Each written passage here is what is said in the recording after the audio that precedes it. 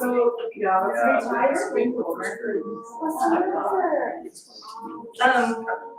I talked to him. No, I know. Get this. Yes, and I told him how to do like 20. He's not here. He's so bad. I suggested you and Yeah. No, I. So perfect. Is that for the lake? Yes. Yes. I like that. So we got 4 of these, and then we got 4 bits of jello, and then we got 2 bits of jello. That's how much. So yes, we do have some Yeah. that you can use. So. There's one of the ones that say jello. Yeah. Oh, hi, so yours is not So we're all. And this one. Mr. Goffstone's like. You want to be. What? I will find it out about it. I know. Sometimes he's like, yes, and then sometimes he's like, yeah, I can't. But as much as.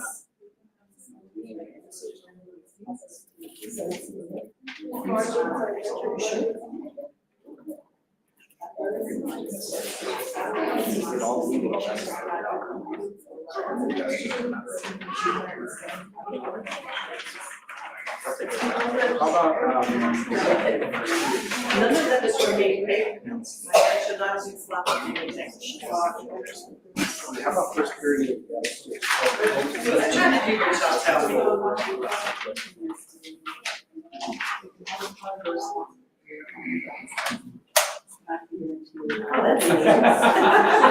Yeah, It's well, me, but I can do it, I can do it.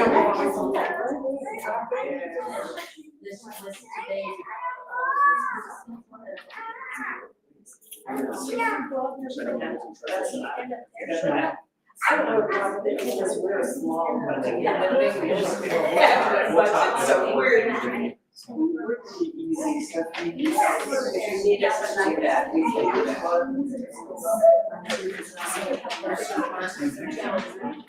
Well, it's hot enough.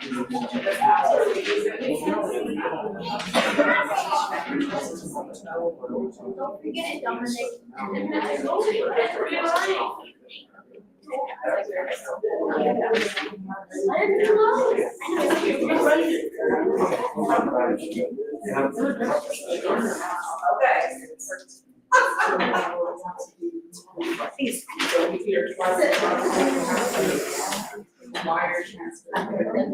Maybe later, but it's gonna be a while.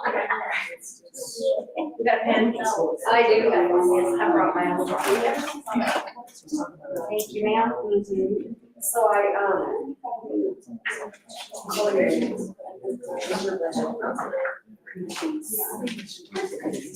You don't want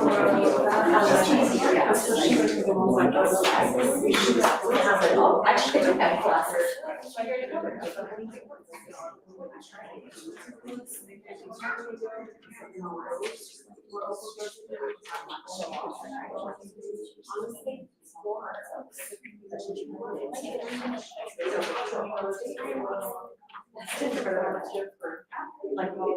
Yeah, surprise, really, I mean, that's something to respect. I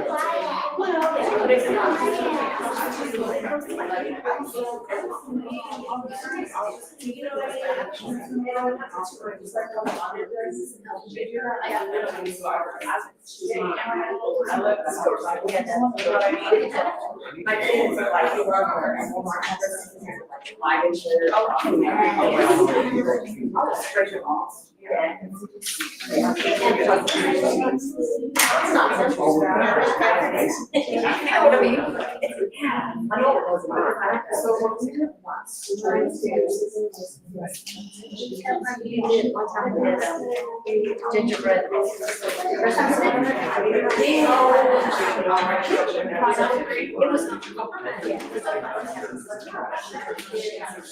They spent the night.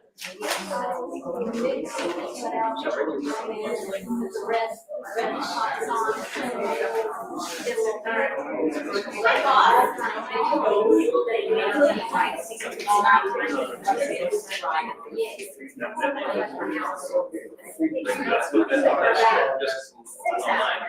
About 15 hours in, I was like, okay.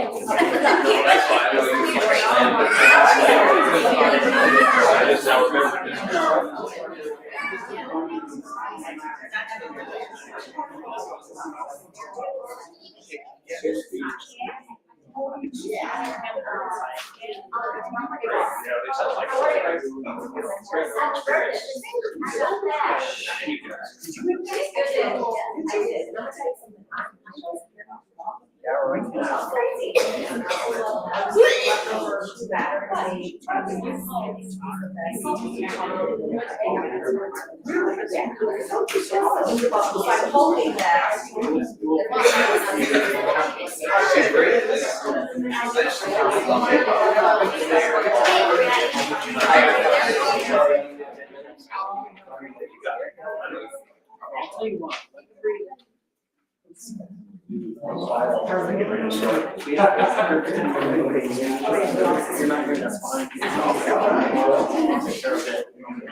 Good evening, everybody. I apologize, I was running a few minutes late. My apologies, and I was unprepared, and I mean things. We're going to call the order at 5:05. Everybody please rise for the pledge. Allegiance to the flag of the United States of America and to the republic for which it stands, one nation, under God, indivisible, with liberty and justice for all. Man, that sounded good. Yeah. So much better. Oh, I love that you said that. You know what, sisters? I'm gonna switch over here. Oh, you can see everybody. Yeah. You want to get your rooster seat with you? You know what? Oh, this one right. Well, sorry, I can get a little closer to you tonight. You're that smart back here on your mom. You want to take it over there? Always wait. And then there's a chair for you. Is there anybody? I'm ready to introduce myself. It's like that. Nice. I don't know, 50% off. Some of our meetings. Did we take 50% off of our meeting?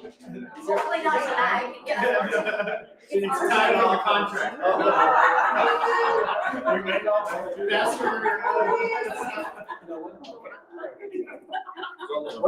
only on Fridays. Where was I? Over there, oh, okay, you know, that was what it was. Actually, it would show up on that same window. Oh, okay, oh, good deal. Yeah, yeah, if anybody's there, I go, I watch them. Mr. Schneider, number 2, the agenda, is there anything you'd like to move around? Yes, so on the principal reports, one of them, high school has a statistician that came in that they would like you to hear. And the elementary has a student council here for a presentation. Okay. They've started up their student counselor, doing an excellent job, so I asked Mrs. Comar to come and she delivered like usual.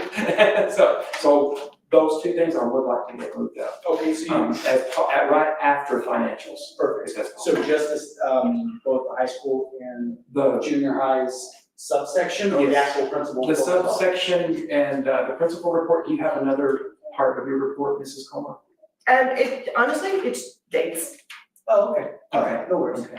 I can't. You can hand that over to them as well if you want to go ahead and just do your whole report. I just, yeah, we can do I it. can do that. However you'd like I to can do do it. that. Okay. Yes. Perfect. All right, so anything else? No? Outside of those two, or that movement from the principal's report under, what, you said under finance? Yes, sir. On number Outside of 6. that, we'll do the motion to approve the agenda. I'll make that motion. I'll second. All right, good, good.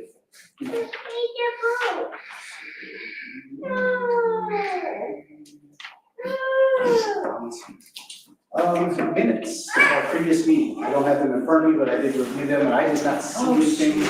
There was just one little grammar thing.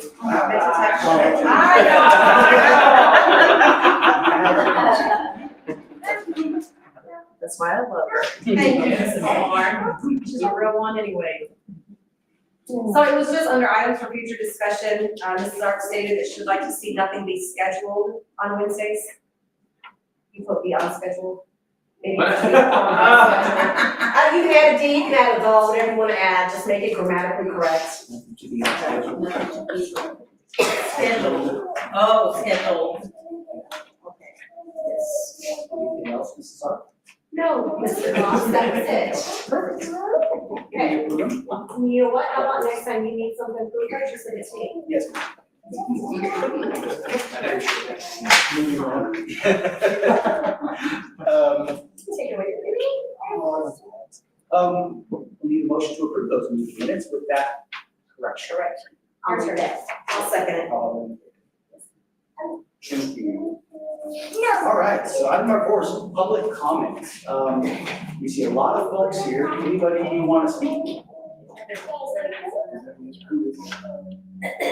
No, that's a no. So, Nobody's here to talk? They are, but just. There's not. How about you? Do you want to say something? You sure? You look like you wanted to say something, right? I'm gonna say something. No? All right. We're getting ready. Warming up the little motors. All right, number 5 is our financials. So, the first thing I'm gonna tell you about is our exit interview with our auditor Friday. So we have one finding, and it was an overspending of budget on the 1% admin fee for the taxes. And so on that is my fault, because whenever I asked for like a blanket maintenance charge for like for the things, I didn't include transfers. So in that admin fee for ad valorem taxes, it comes out from a 2,300 function, and so you can only transfer money within that number, the 2,000 numbers, and that's the only line item in that fund. And then so everything else is in the 4,000 function, so that means that I have to get board approval for transfer, and then it goes to Fed for transfer. So those things are linked. So the only thing I'll just add is like at the bottom where it says approval for maintenance bars, I'll add in transfers as well. So so those it'll are cover that. limited to eliminate negative balances and Transfers, yeah, and it's staying in the fund, it's just the functions are different, so you have 23s that only 2,000s can stay in there. 4,000s, you just have to stay with this function, yeah. Gotcha. So it's just a small, but it was just a small amount for that, I can't remember how much it was, but it was the one taxes. That was like the first error ever. I know, right? That's pretty good. Yeah, Pretty so good. that was the only thing, everything else, yeah, it's not like we didn't have the money, it's just in that function, it wasn't there. That was our only audit. That was the only other one, and so it's gonna be listed as mine.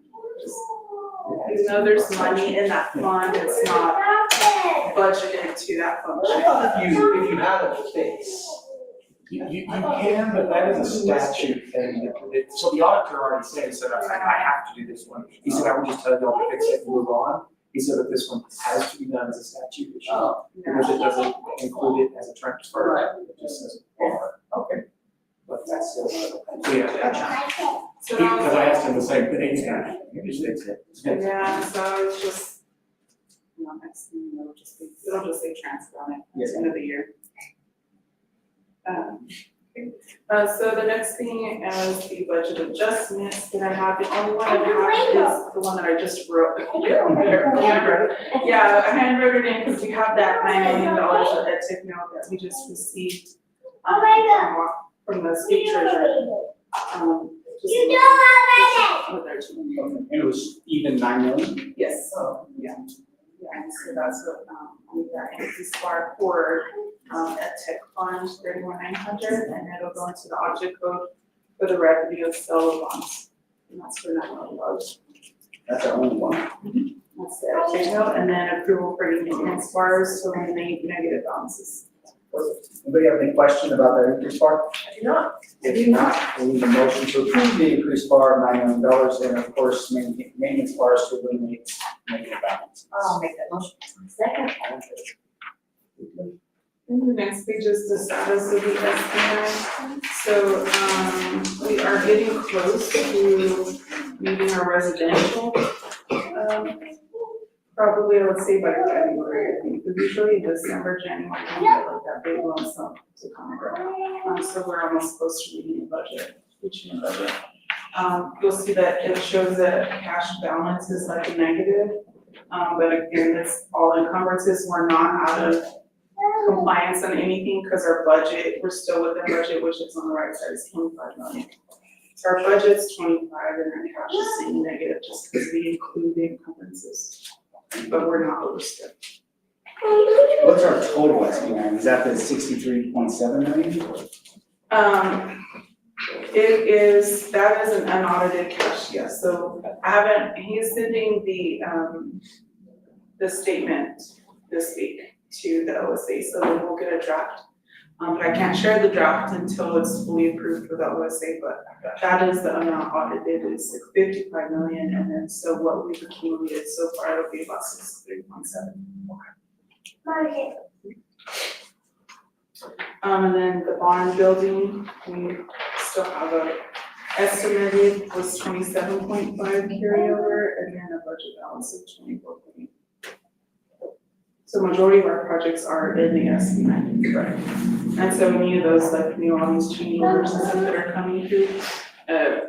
So contingency is a PO and it's through SB9 as well. Some of the contingencies aren't encumbered, like the newer projects that we have, but we're not gonna be those encumbered. So anytime I do a change order, when it, like they're already starting to come in for those newer ones, and it's coming out of this one. Out of the They're bond going- building? Yeah. Okay.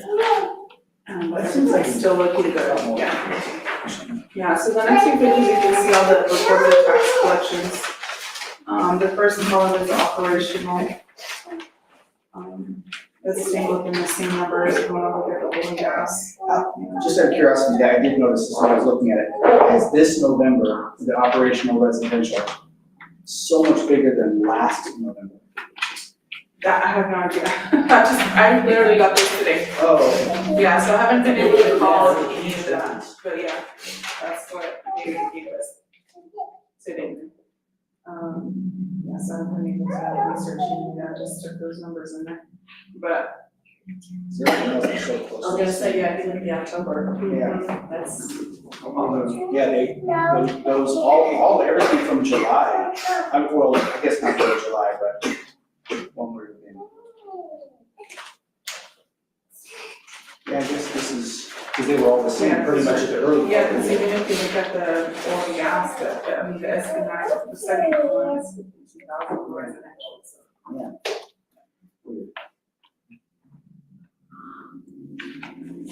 And then the third column is debt service, and then the page after is the.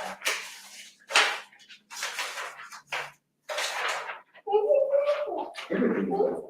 Like significant. That's not enough. This is the November cash sweep, so we received in the cash sweep, we received $547,045.10 for the month of November, and so we go in and determine how much interest goes into each of those funds based on the cash balance. And so all the way to the right side, you'll see the fund interest that each fund was received.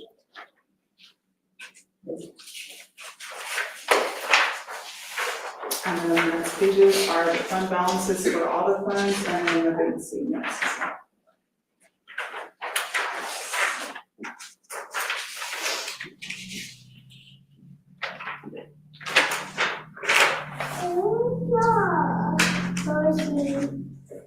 And so if you look at it, the money's still, well, we took out $9 million, so there's still about $1 million, 1.2 will be left over after this month.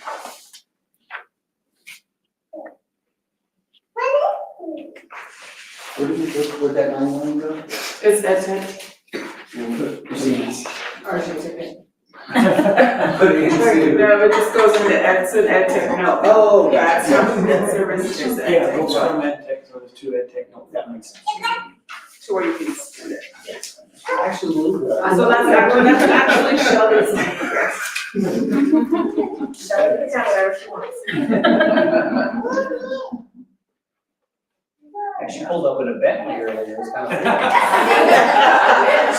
I'll take her home. So one of the things that RJ has done for us is like he's gone in there and taken out the parts of the construction or other things of how much the lighting and all that stuff that could be considered ed tech, so we use some of that money for this project. Looking out, RJ. Trying. That is the greatest thing ever. It really is. That's it keeps giving. Wow. That's amazing. Perfect. Anything else? Any questions from Nicole? Anything else? No? Thank you so much. Appreciate that. Next item is a bill list. I did not see anything.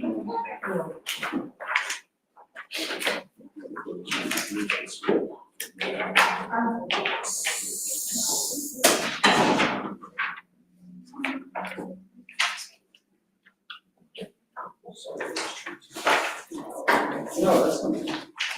I would have a lot longer. Once you guys reviewed it, if you guys don't have any questions, and then a motion to approve the bill list. I'll make that motion. I'll second. All in favor? Okay, so next up, principals report. Who would like to go first? Okay, we'll let Mrs. Komar with her group. Yeah, so I just want to say very quickly, I like to give credit where credit's due. So in May, Shelley texted me and said, and she was on Tom's fifth grade graduation, and said they have you went to college, right? They had a fifth grade student council, would we be interested, because we had talked, and I, that's something I mentioned, and she said, I said, steal all their ideas, let me know what they're doing. Then I spoke to Ms. Martinez about if she wouldn't mind being a sponsor for a fifth grade student council. And from the conversations and the ideas, I'll turn it over to Ms. Martinez because now the fifth grade student council officers have a little bit of presentation. Hello, thank you. Good afternoon. Like Mrs. Komar said, she and I talked about student council starting it up. And because it was so close to the school year, we decided, okay, fifth grade would be the perfect class to do it. And I will let our president, Leslie, take it over. Good afternoon, thank you for having us here. My name is Bessie Gordon, I'm the president of the Elementary Student Council.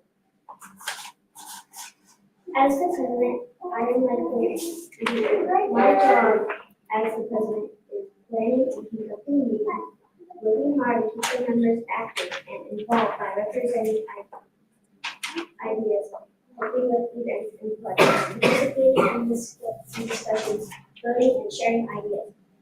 Working with all my sponsors, officers, and principals. I would like to introduce my officers. Good afternoon, my name is David Moore. I'm the vice president. As the vice president, I am the leader. I am the main help of the president. I serve at meetings with the president in Jackson. I always include committees. Good afternoon, my name is Mary. I am the secretary. The secretary is like the reporter. I keep minutes of meetings, I keep reports and records, I handle letters and notices, I collect written motions. Good afternoon, my name is Colin Cook, I am the treasurer. The treasurer is like the money tracker. I keep records of money approvals and I give updates on the budget.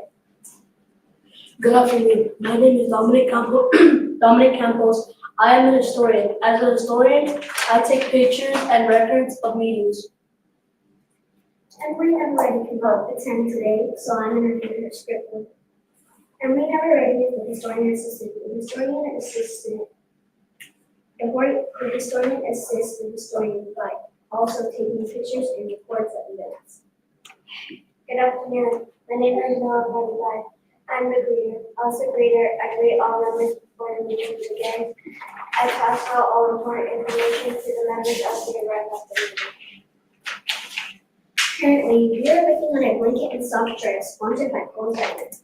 The class with the most donations gets a pizza party, and the class with the second most donations gets an ice cream party. Our future projects are working on a school dance, a bake sale, making a buddy bench. And a buddy bench is a bench where if a student is feeling lonely or has no one to play with, one of our student council members will come up to them and ask if they want to play. We are also working We are also thinking about the idea of having a community meeting at the John Lake. We put this community together for the future kids of our school to create exciting future opportunities. That was wonderful.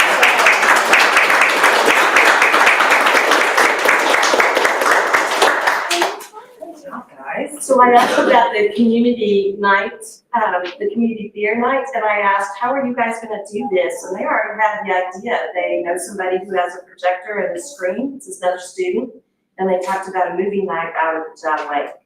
So there's a lot of ideas that these kids are coming up on their own. How were you selected as the officers? We got voted. We had, basically how, we can have an election. Basically, yeah. We tried from people that were doing the best to make the school a good place for the future kids. Like it already is, but we're gonna want them to have more, we're gonna make more and exciting future for the kids and make more things like physical stuff to do for the kids. That's wonderful. So when you have ideas, who do you take them to? When do you all collectively get together and then come up with ideas? We, You guys don't have to raise your hands, I'm not good at it. what we do is, we have elections of what we do, like, we say one idea, we write it down, if like it gets the most votes, and then there's several other ideas. And then do you have to take it to Ms. Martinez to have it approved? To Ms. Martinez and Ms. Coleman. Okay. But if we do have more than one that is mainly voted for, you take the rest away and vote for them, and the people can only vote one time. So then we know the final answer. Perfect. I like that. Very good. Is this the first time you guys have sat on a board? Yes. Yeah. Very good. You guys like it? Yeah.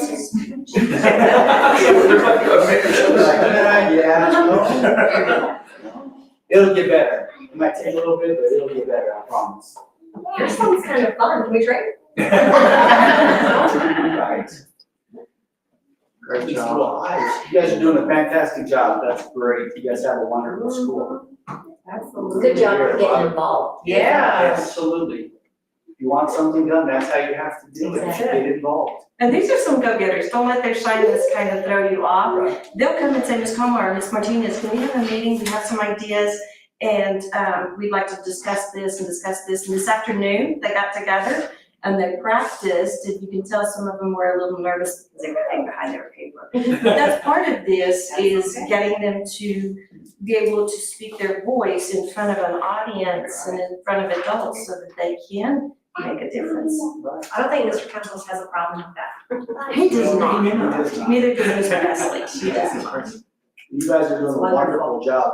We really appreciate it. We work really hard to try to make sure that everybody else has the things that they need to make sure you have what you need. Sometimes we don't know what you need. Right. So it's really nice to hear from a group of students to give us ideas and directions, and you guys lead it to your teachers, and your teachers just like you, and the principals, and Mr. Snyder and us, we do the same thing. We get together, we have meetings, we talk about things, we put ideas out, and then we vote on them.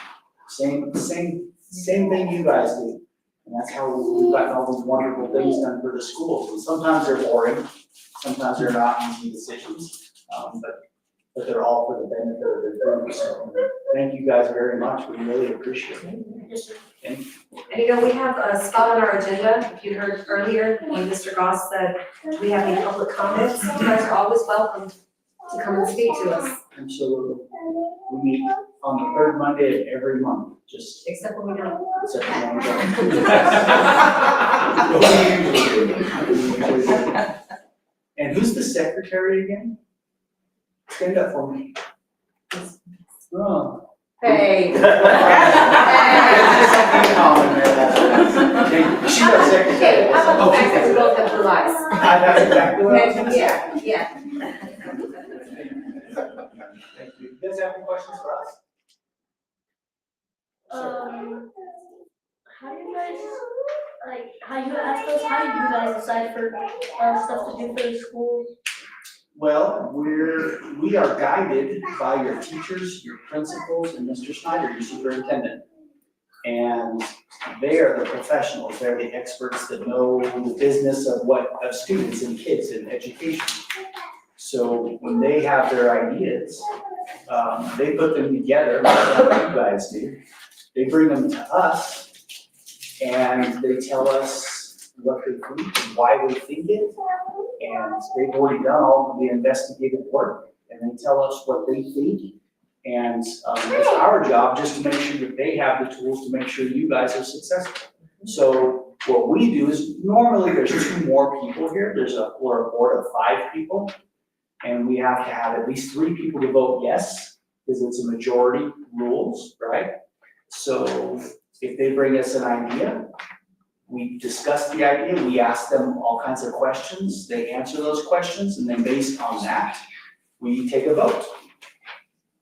And that's how, and then once we vote on it and we say, yep, that's a great idea, let's get that done. Then they go and they get it done.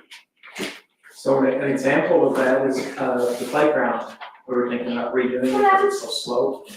And then we were also thinking about putting a bathroom out there, right? Well, kids have said that'd be nice to have a bathroom. So it came from an idea, came over to me, and then I took it and went to the architect. Then the architect's coming back tonight to show them some possible plans. And then we asked the board, are you guys even interested? And they'll say, yeah, go ahead and check that out. So then we come back with a price. And we say, it's gonna cost that much for the bathroom. You guys willing to do it? And the board says yes or no. And then we move forward that way. So that's actually something that just happened recently. So there's always things like that based on student feedback, your parents' feedback, the administration's feedback, and what we just kind of gather it all up and decide that let's move forward with it. That'd be a great idea. And just always remember that you guys are the collective voice for your school. I'm assuming it's all elementary, or is this 5th grade across the board? I mean, how? Well, the members are just 5th graders, but they are the voice for all the For the elementary. elementary school. So you, that are here representing tonight, are representing about 270 students. Right? 290. Yeah, I got that wrong. So 290 students, you guys are their representation. So it's really important that you listen to what's going on out there. You listen to the people around you. You listen to your teachers.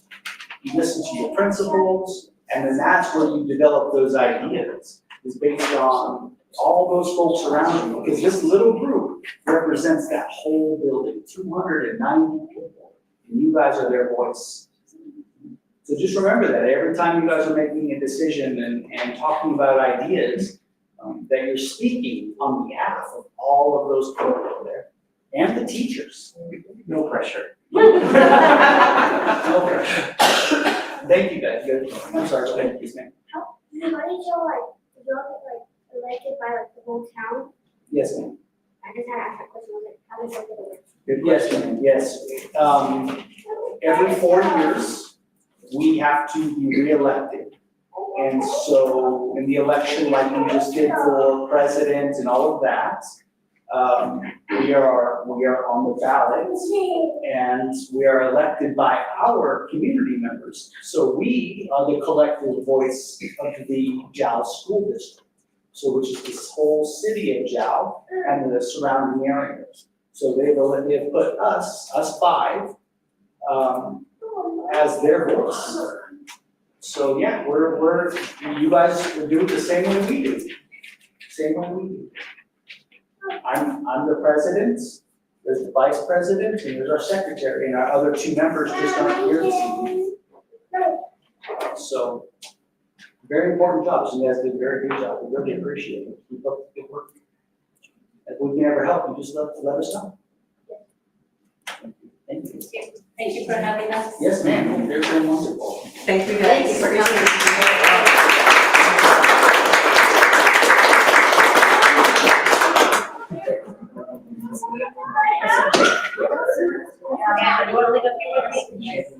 Moms, you're welcome to stay. Got dinner.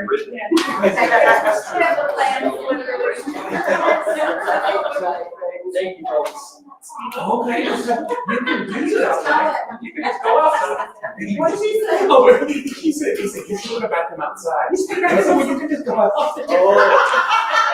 You know what's gonna I happen. don't encourage them. Oh,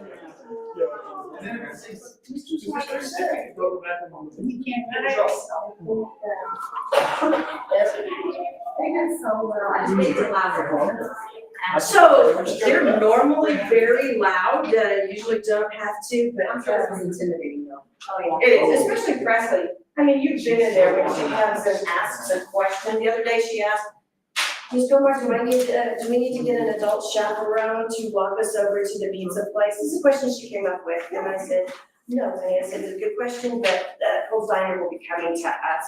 So, yeah, normally they're pretty vocal, it's And just she nerves. came up and Ms. Comer said, you need to talk to Miss Erica. Well, she's not here yet, so we'll have to.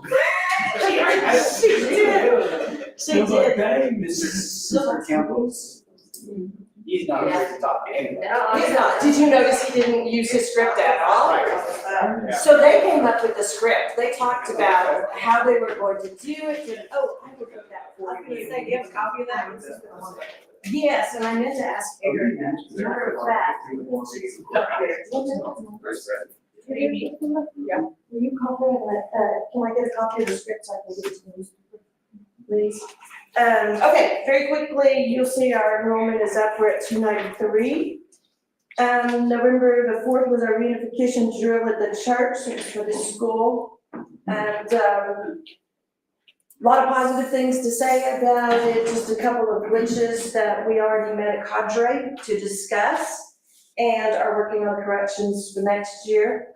November the 4th was Lee County in-service, where all the schools go to Hobbs for the in-service speaker. November 14th, we had pre-theater play in the auditorium. It was a coyote count, and what I liked is, we've always done it in our cafeteria, but the stage wasn't big enough for them to do it, so we moved to the auditorium, and it was a big hit. Lots of compliments on it, even from the performers.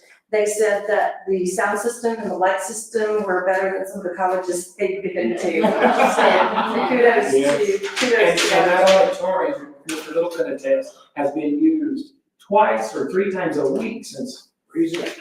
I'm gonna using it tomorrow for a motivational speaker. I love it. They're using it constantly, it's a classroom now. Yeah, I love it. So it went from never to here, almost daily. So, yeah, we'll be using it now for ours, much better. And then, of course, the program was in bilingual, which is always a plus. November 18th, today was our 5th grade field trip to Hobbs for Southwest Symphony. All of Lee County 5th graders were invited to the Southwest Symphony performance. They'll come back in January and open that up to more classes. Tomorrow, they alluded to Chaz Perez, he's a motivational speaker. He's going to present to junior high and high school first, and then he'll present to elementary from 2 to 3 at the auditorium. And then he is doing one for the community tomorrow. Do you have the time for that? 6 o'clock. 6 o'clock, and I think that's in your report on your calendar, isn't it? Yes. Okay. November 19th, our pre-K Thanksgiving family night in the cafeteria. November the 20th, Operation Warm is bringing coats for every pre-K through 5th grade students. They're bringing coats and shoes That's amazing. for every pre-K through students, and that's sponsored by Savadas. That's a company that is working here in Jow. An employee apparently turned in our name to a company that's based out of Pennsylvania. The coats are here, I believe the shoes are here, and so, they'll be sending volunteers to make sure every student gets it. Awesome. We need to make sure we follow up with them, just as a thank you. Yeah. Correct, so every class I've asked to write some kind of thank you note, thank you banners, our student council is going to do a presentation thanking them of why this is important, and then, I just asked, the newspaper to go and maybe do a story in addition to that. You should. Yeah, absolutely. Correct. So November 21st, the last day for the elementary STUCO, Student Council, Blanket and Salt Drive. The class that has the most items will win a pizza party from Cole Steiner, and the class that gets the second most items will get an ice cream party from Cole Steiner. So we provided a list to organizations for students in need. We have several organizations in Lynn County that ask for students' names. The Sheriff's Department does Cookies with Santa. Our police department does an event where they'll take certain families and then take them shopping for things, and they try to change the families that they do every year, so it's not the same families all the time. And then the city was gracious enough to do another angel tree, so we turned in our names for that. If you think of somebody or you know of somebody and you're not sure, please send those names to me, and I'll make sure that they're on one of the list. Last week was the cuisine with the kids, that's what we started. Parents and a guest came and ate lunch with their child. EMT and police representatives were there because not all parent can be there. Some kids don't have a family representative, so they were gracious enough to sit with group of kids that didn't have anybody to come eat with them. We're doing it again this week, and we got lots of positive feedback about doing that. We won't be doing that in December, we'll pick it up again after the school year. Last month, our NHS students, our JAL High School students came and ate lunch with the students and then went to the playground with them. That's a monthly thing that they're doing. Last month, Adopt an Athlete, the football boys came once a week to read or do activities with the students they were assigned to in each class. We wrapped that up last week, and we'll be waiting to do that with the boys varsity and hopefully girls varsity too. December 7th is our Lego League competition. December 12th is Urenco STEM program with the 5th graders.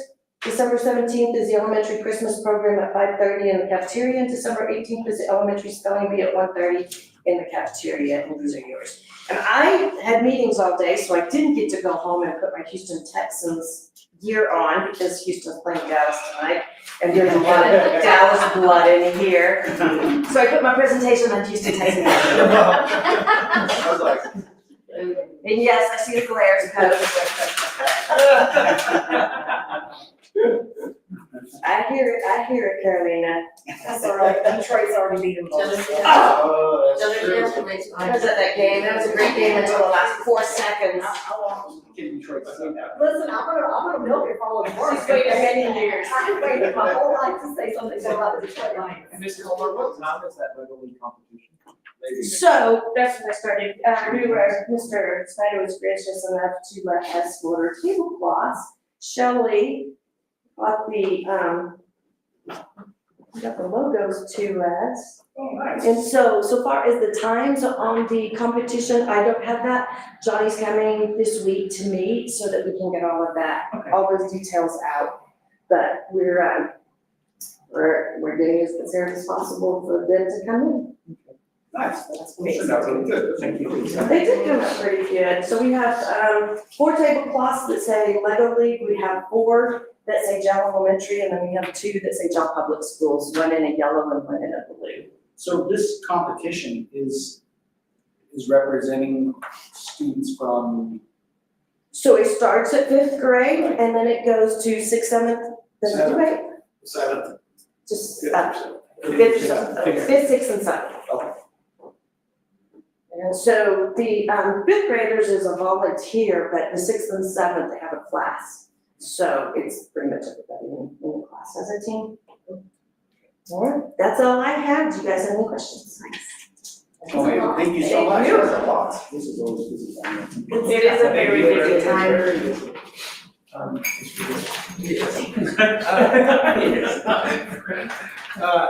gonna start off my principal reports from Brian from HMA. He's gonna give a report on our math at Read 180 that you guys spent a great deal of money on, and I think he's gonna show you some things that's looking good. Yeah, we'll be good. So good evening, board. Again, I'm Dr. Brian Joseph. I work closely with Michael McCreary, who is your representative. So I am the academic planning director, data and analytics. I kind of have a fancy title, but really I'm a data nerd at heart, and so data analytics is what I cover. And so the two programs that you have recently adopted, both Math 180 and Read 180, we have two pieces of data to share with you. And so just to kind of give you an overview of our presentation schedule, we typically will meet with your two principals 3 times a year. This first meeting is called utilization, where we're just specifically looking at what does usage look like thus far. And I'll just kind of give you a kind of brief overview. You guys have started, we've had some training, and after the training, obviously, usage has gotten better as teachers have gotten more familiar, more comfortable with the program. So I'm really happy to share with you what we have thus far. And so first thing I want to share with you is how we look from a perspective of students that have activity. Now, one of the things that we're going to be fixing, you don't see grades 6th, 7th, and 8th represented here, but that's our rostering. We're going to be in the process of fixing that. But you see every other grade represented by usage. And usage is defined by time on the adaptive software. So Math 180 is a program that's designed to fit in conjunction with a core program like N2 Math. So this, you can see the usage of the students when they're on the adaptive software. By the way, that's in their zone of proximal development. So every single mouse click keystroke is being recorded for that student. So the next time they go in, the reteaching and introduction of new content is all set. So very, very kind of technical, so to speak. So this here is the key metrics. We're looking at days of use, which equates to sessions. Okay, so once again, time of the software. How many minutes per usage day? 17.7. And then what is the content completed? So just to kind of explain what those 3 are, the days of use, once again, are times on the software. The goal, just so you know, now again, we're just starting out, but the goal for the semester would be 50 sessions, okay? And then 100 for the year. And then the goal of time when you're on the software is 15 to 25, so you can already see our students are at goal. So it's again, and I met with the two principals about a month and a half ago, and we had just, the training had just started. And again, we already saw an uptick a couple of weeks, more uptick. And so again, doing really well. And then the content completed, you can see, is 1.6. So students are working through blocks. So the blocks might be ratio and proportions, might be decimals, depending on their math skill and ability level, which is set by their RIT score. So you all, NWEA Math is your universal screener. So the student's RIT score is what places them into the appropriate level of Math 180. So the goal for this, for as far as content, would be for a student to finish again 2 to 3 blocks in a semester and 4 to 6 in a year. So again, the students are starting off really well. I will say again, the content that comes with Math 180 and also Read 180 that I'll do next, the books, is mission critical that we have that content for the students, because it is not just the software, it's also whole group, and there's a small group component. So I just wanted to kind of remind the board about that. So just a couple more slides and then I'll transition over to Read 180. Go ahead and share this with you. So this is the breakdown by the 2 schools, and then you can see the elementary school, the high school, the minutes per day. So the high school is really, again, kind of ramping up even more, but it doesn't mean that the elementary school is also right there. So again, opportunity, training, kind of, you 5 to 7 more minutes in a session means typically that the teacher's getting more efficient in running that program. And then the topics completed. So of course the high schools had more opportunities, so they have more topics completed.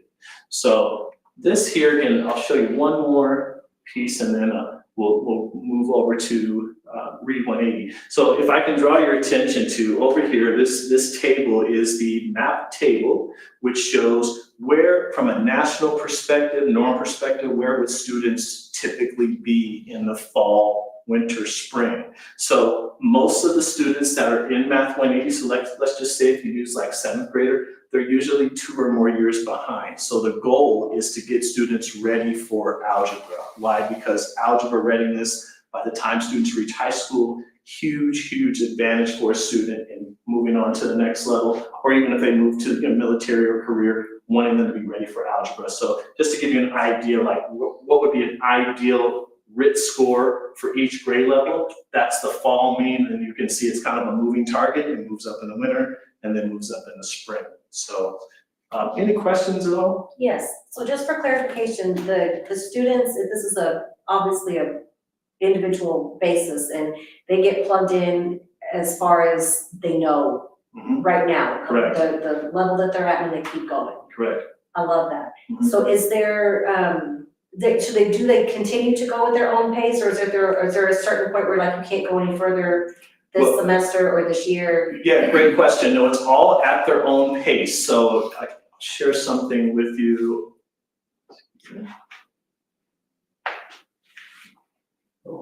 Okay, so these are the different blocks. So each of these represent where a student could be placed. Okay. So once a student finishes all of this, they are ready for algebra, which means they would graduate out. Up until then, they move at their own pace. So you will have students that will catch fire and they may complete, 3-4 topics in a semester and then be done at the semester, potentially, depending on their starting spot. So it's really up to the student, but also, the star of the show always is that teacher. Okay, because the teacher's gonna organize that content, the small group component is important, and of course, the whole group component. And again, the into math is the core part, and then Math 180 is that intervention. Okay.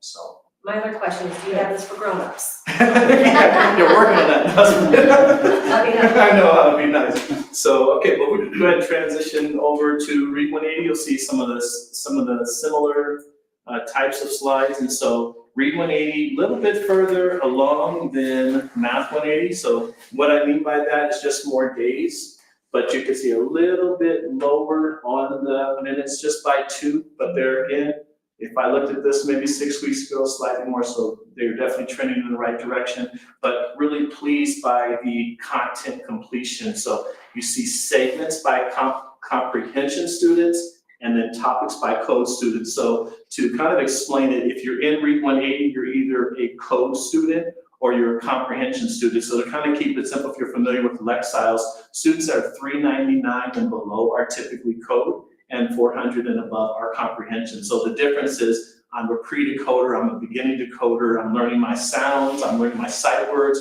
code student, whereas a comprehension student is working on academic vocabulary, writing, a little bit more advanced. And so the time that the students are spending on the software, once again, that's what this is defined as, the segments, the goal would be 5 in a semester. So you can see the average kid has already finished 1, which is great considering that they just started out, right?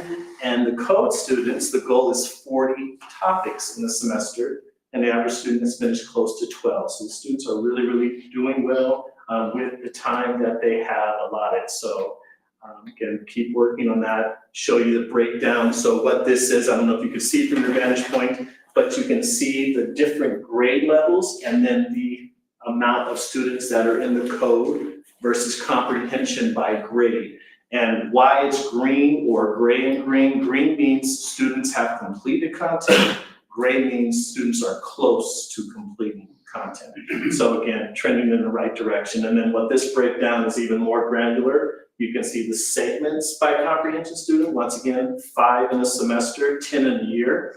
And then topics by comprehension students, and then you can see topics by code students and segments by code students. So again, you're gonna get a copy of this, so you can kind of look at it at your leisure, but it is definitely, I'm very proud of the efforts and happy to continue to work with the team. And so this is just the last slide I want to show you, the amount of licenses that the district has and versus the amount of students using. So the good news is that you have a lot of licenses for students that you may decide, hey, we want, the licenses don't have a name attached to the student, so students not using a license after a semester, you can move over to another student. So there's plenty of licenses that we have, that you have available. So again, we're gonna continue to work with the coaches and the trainers to make sure that the program is going well. Our next formal presentation will be at the middle of the year after students have taken 2 rounds of MAP growth testing. So at that point, it will be less of it'll still be a usage conversation, but then we'll be looking at some performance metrics too. So for example,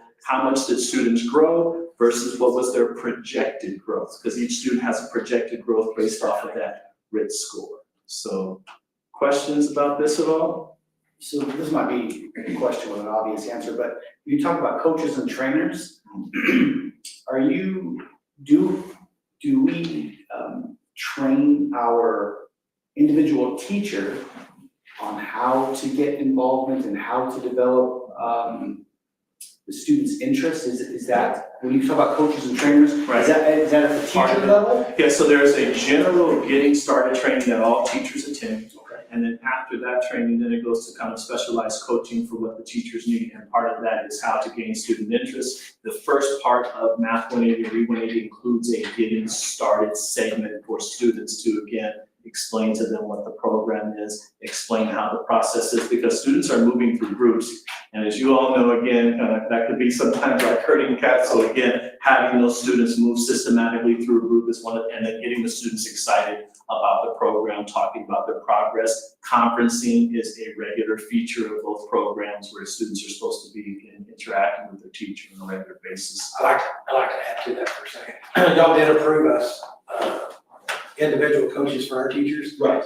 They have been on campus once, and I think he can agree that after the coaches were here, you saw a big increase in the number of minutes and stuff, because they were in the classroom with them, explaining how it's supposed to work.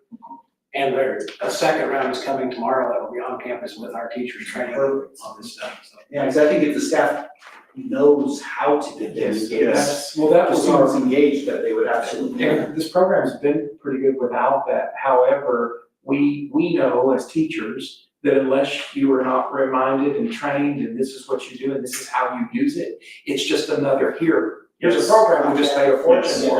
Right. It's that little bit that we added on, it makes all the difference in the implementation. And then another big part of this is, once you ask a question, one of you asked a question, do they eventually get out of this? Well, when they do get out of this, they go into content, grade level content. So one of the things we're going to be asking for tonight is another purchase textbooks, and it's grade level content textbooks, so that when these students are graduating from this, we're moving them into grade level content. And the trainers that are going to be here tomorrow are going to be working with the teachers on how to use both simultaneously. Because this is designed for those that are behind. Yes. This is the catch-up Which phase. mathematically, almost all of our students were behind. Right. And the books are textbooks, so it's basically moving from this program into our normal basic textbooks. The regular old textbooks, that it's moving them from that in. There's a lot to it, there's gonna be a scope and a sequence, and we'll use those textbooks, he's working on it, it's a team effort, Right. we're all working together on this deal, but it's eventually, we're in a 6-year study, and Yes. we're hoping at the end of that 6 years, Yeah. we have accomplished what we want. Well, I think my personal belief is the more we teach our teachers how to engage the students and how to make them want to become successful, the program seems amazing, and it's definitely nice. It's interesting how well it can be. It's very comprehensive. Well, so at the beginning of the school year, we had, like he said, we had teachers come in and train, but they haven't worked with the program. So you can go through all this training but until you're in the classroom working with the students. Yeah. And then what I liked is, so the teachers came up or had these questions, and then their coaches came in, or their trainers worked with them and answered their questions. We didn't just have a meeting at the end. They went into the classrooms to say, okay, what questions do you have? How are you working this? And so we have one of the classes that, so for elementary, they recommend 15 minutes to 20 minutes, at least three times a week. And so with the transitions and students have to share, they were spending some of that time getting onto the iPads, Chromebooks, and that took a little bit of the time away. So she talked to one of the people about, well, for us, can we do this? And she said that's not exactly the way they want to. However, under the circumstances that what was going on in the classroom, she said, that's gonna work better for you guys. So they tell you this is the optimal, but if that's not working, then we can see where you might be using this process. And we're always gonna be a little bit behind high school for two reasons. One, we didn't get our math books in as soon as you guys did. And then the other thing is, we still are having to work with iStation, because when I turned in our literacy plan for the coming school year, we had to have a monthly assessment. This doesn't have a monthly assessment, it's 3 times a year, but iStation does. So we still have to dedicate some time to iStation. I'd eventually like to get away from doing that, And but their textbooks will go to this. Their Yes. this text section of it. So the good thing is they will be in lockstep with the high school. It's just, It's just like understanding the usage, it's just gonna kind of trail there. Just- I asked Ron today if he would be willing to meet with our individual teachers because of our 4-day week and our time constraints. He's seen this, he's been all over the nation, so he's worked with multiple different time situations to make the most out of our time, but he's gonna meet with our teachers in Zoom meetings individually and talk to them about how to maximize their time. There it is. Because sometimes, you know, again, I was a former teacher, administrator, teaching can be very idiosyncratic at times where I do this thing. And so kind of figuring out what's gonna work best, again, for your particular situation. So we're looking forward to that. Again, we'll be setting up time to meet with the teachers to talk about their individual schedules. But again, I cannot, having looked at data early on in implementations, definitely, again, the school district is ahead of the curve, so to speak, as far as trending in the right direction, So it sounds like everybody's happy with it so far. Yes. Right, okay. So We're typically, moving how in the right often, direction. typically, how often do the coaches and trainers come back to, you know, Once on a site and, you know, Yeah, it's on an as, and Mike, you might As more, needed. but as needed basis, but I mean, as far as the coaching and training, when it's scheduled and when it's, So we're trying to do once a month, I can pick up for just 8 days, so we're trying to make sure that we can come 8 full days, half with elementary, half with high school, so that'll round us out for the year. And then we're gonna add him on, so I know what that's gonna cost. but we- And then an extra day for Greg. yeah, so any, Anything that, I'm free, yeah. We'll take you from here, Bill, right where you live.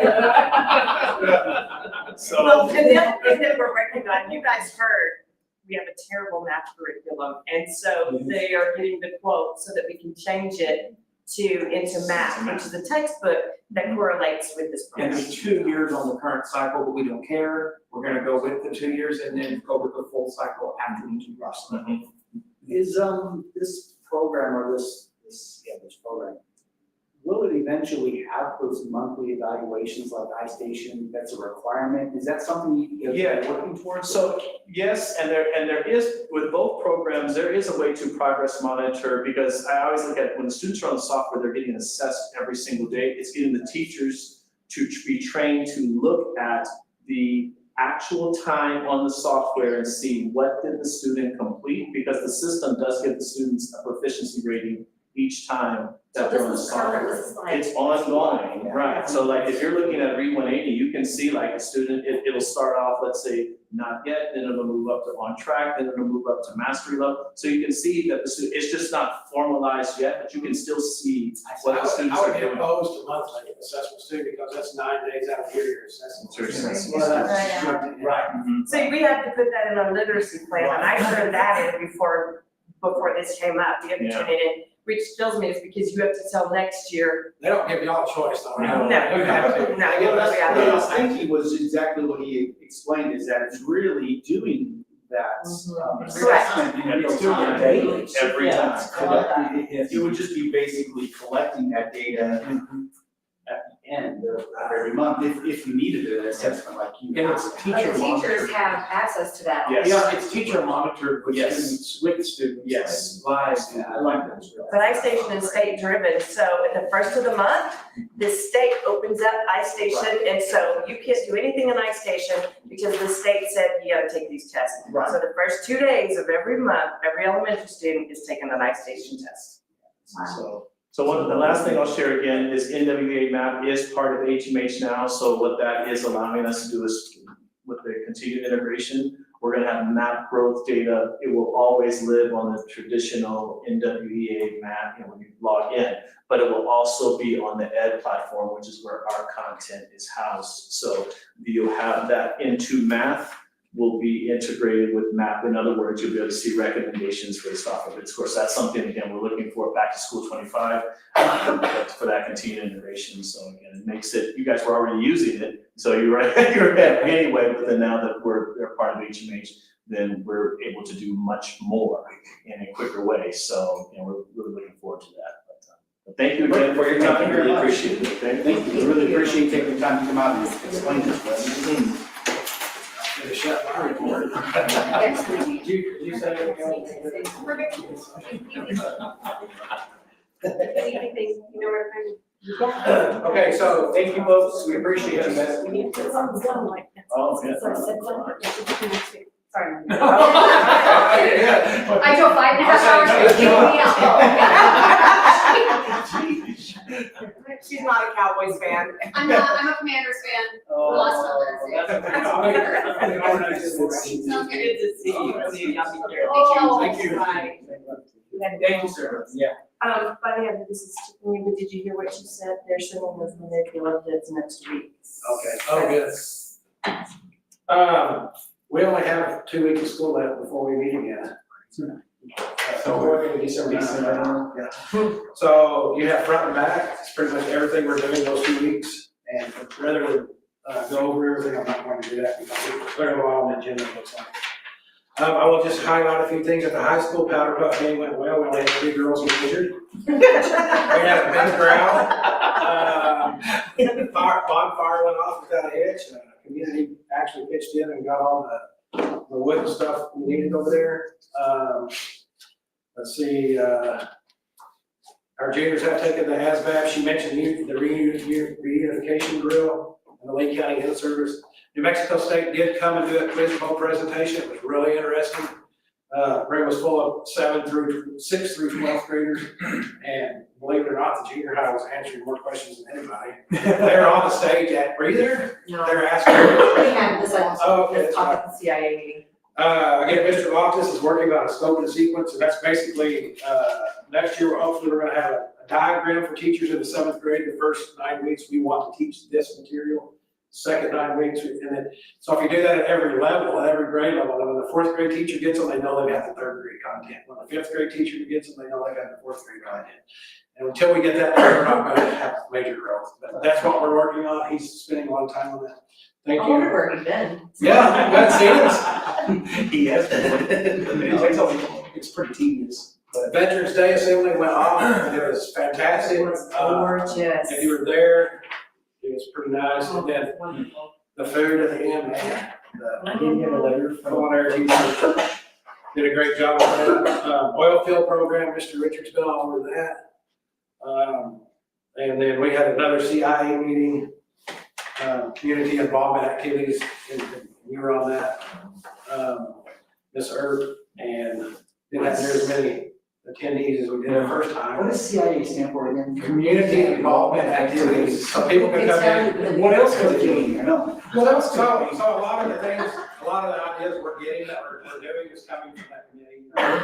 You know, working on the student section of the community. These are things that we actually came up with in the meeting, like Garters at the elementary, went to the art band or whatever, and it was, but anyway, try to keep it short. Any questions? We'll talk again in a couple of weeks. Thank you, sir. You bet. Thank you, ma'am. You bet. And also, next board meeting for the high school, they will be providing, come hungry is all I'm gonna tell you. Yeah, I thought that was tonight, so. It's December. I said tonight, but it's December. No, but it'll be really good. So I'm trying to get enticed, I was like, it's like a carrot out there to make sure, no, but it's gonna be good. We're always here. The core. All right, item number 6. Could we just go to 10? Right, it must be done. We just skip it. Yeah. We'll do that to RJ. He RJ's like, We have snacks, RJ. All right, business, ongoing business. Updates on our football or just, all the construction stuff. All right, good to be back out here. Got a lot going on. I guess I'll start and then y'all just jump in wherever. Let's see, can we get maximize? No, that's as big as it gets. There we go. Okay. Well, that one. Okay. All right, perfect. And I think I actually didn't get my updated schedule on here. There's a couple of dates that are off. One that I can tell you right now is the junior high. It shouldn't be the same as the elementary. It started quite a bit later. Yeah. So you've got about a year on the junior high edition, as you can see now. And I can get you the updated schedule.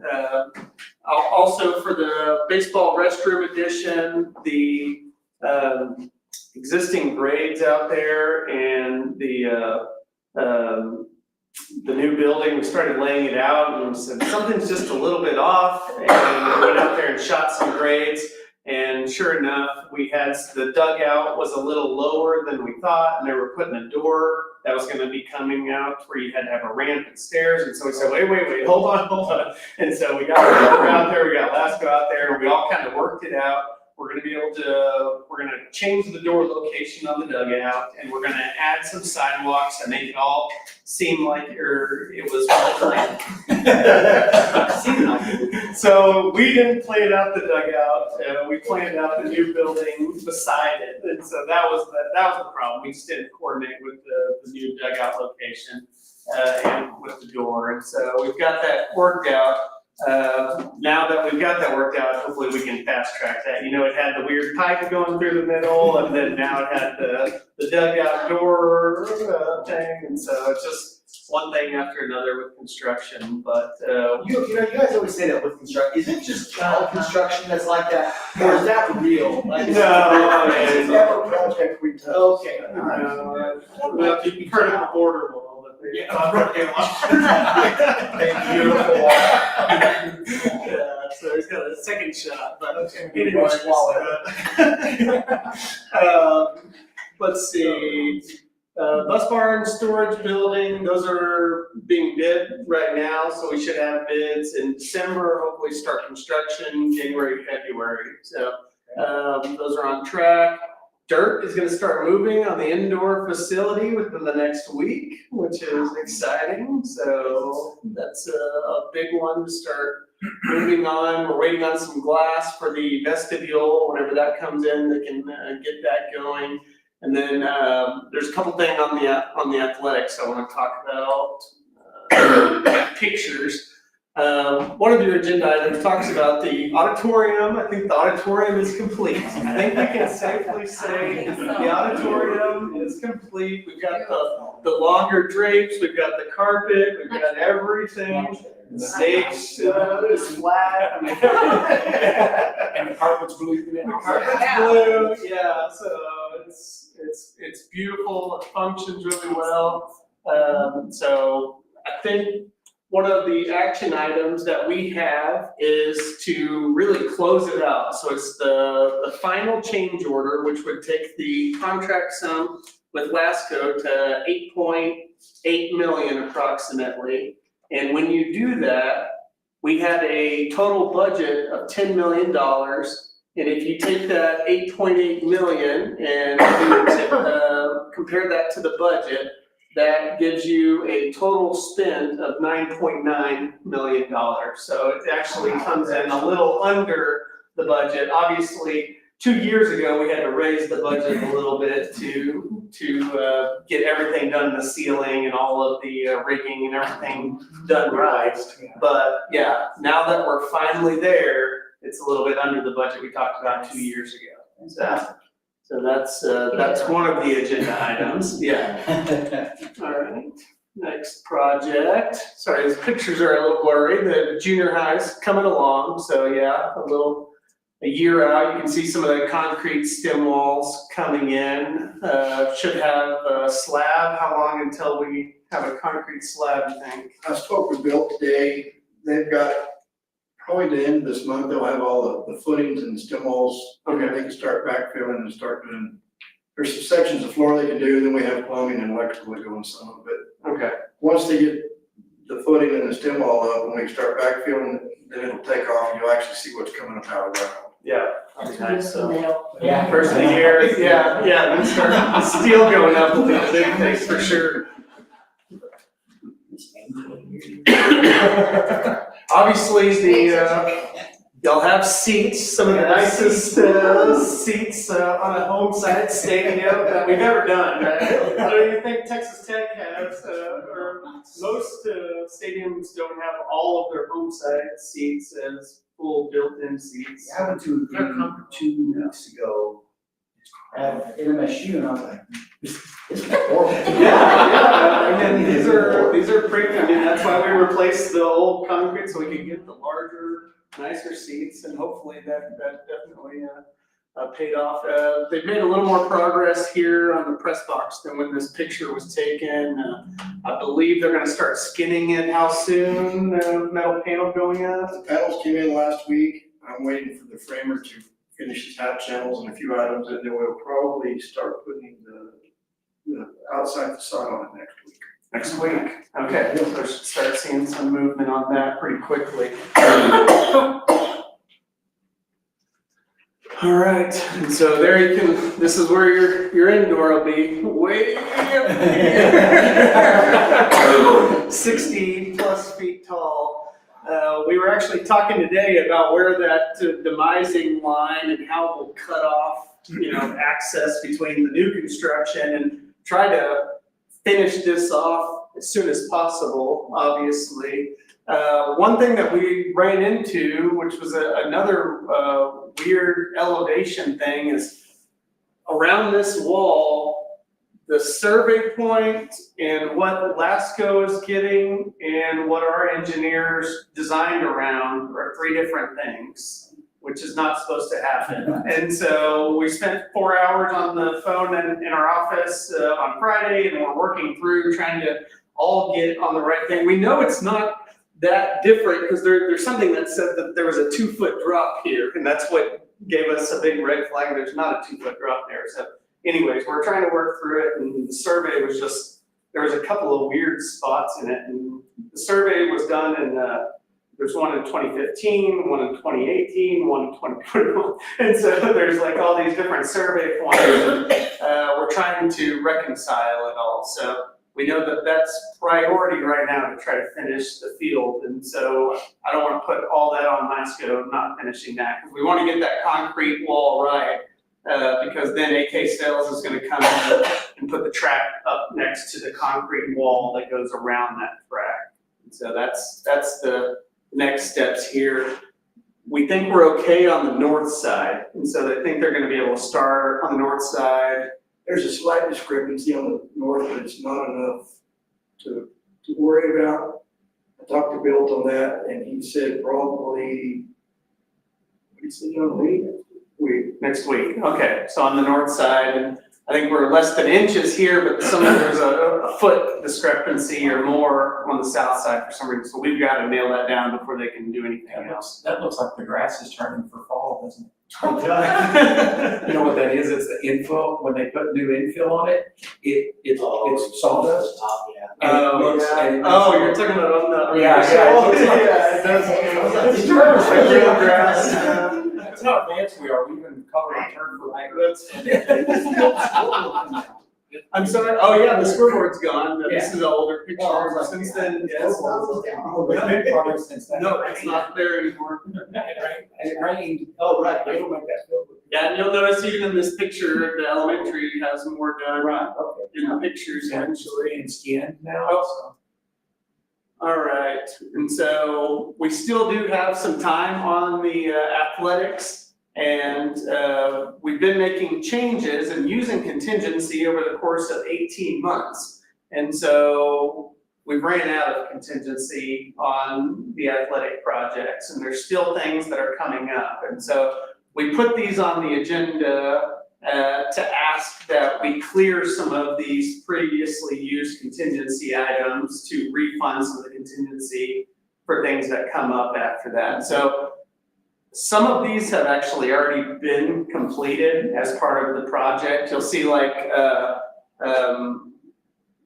demolishing behind the maintenance building. That was a house that was demolished behind the maintenance building. That's already been complete. So there's not a whole lot of room for discussion on that. Hopefully y'all will approve of that.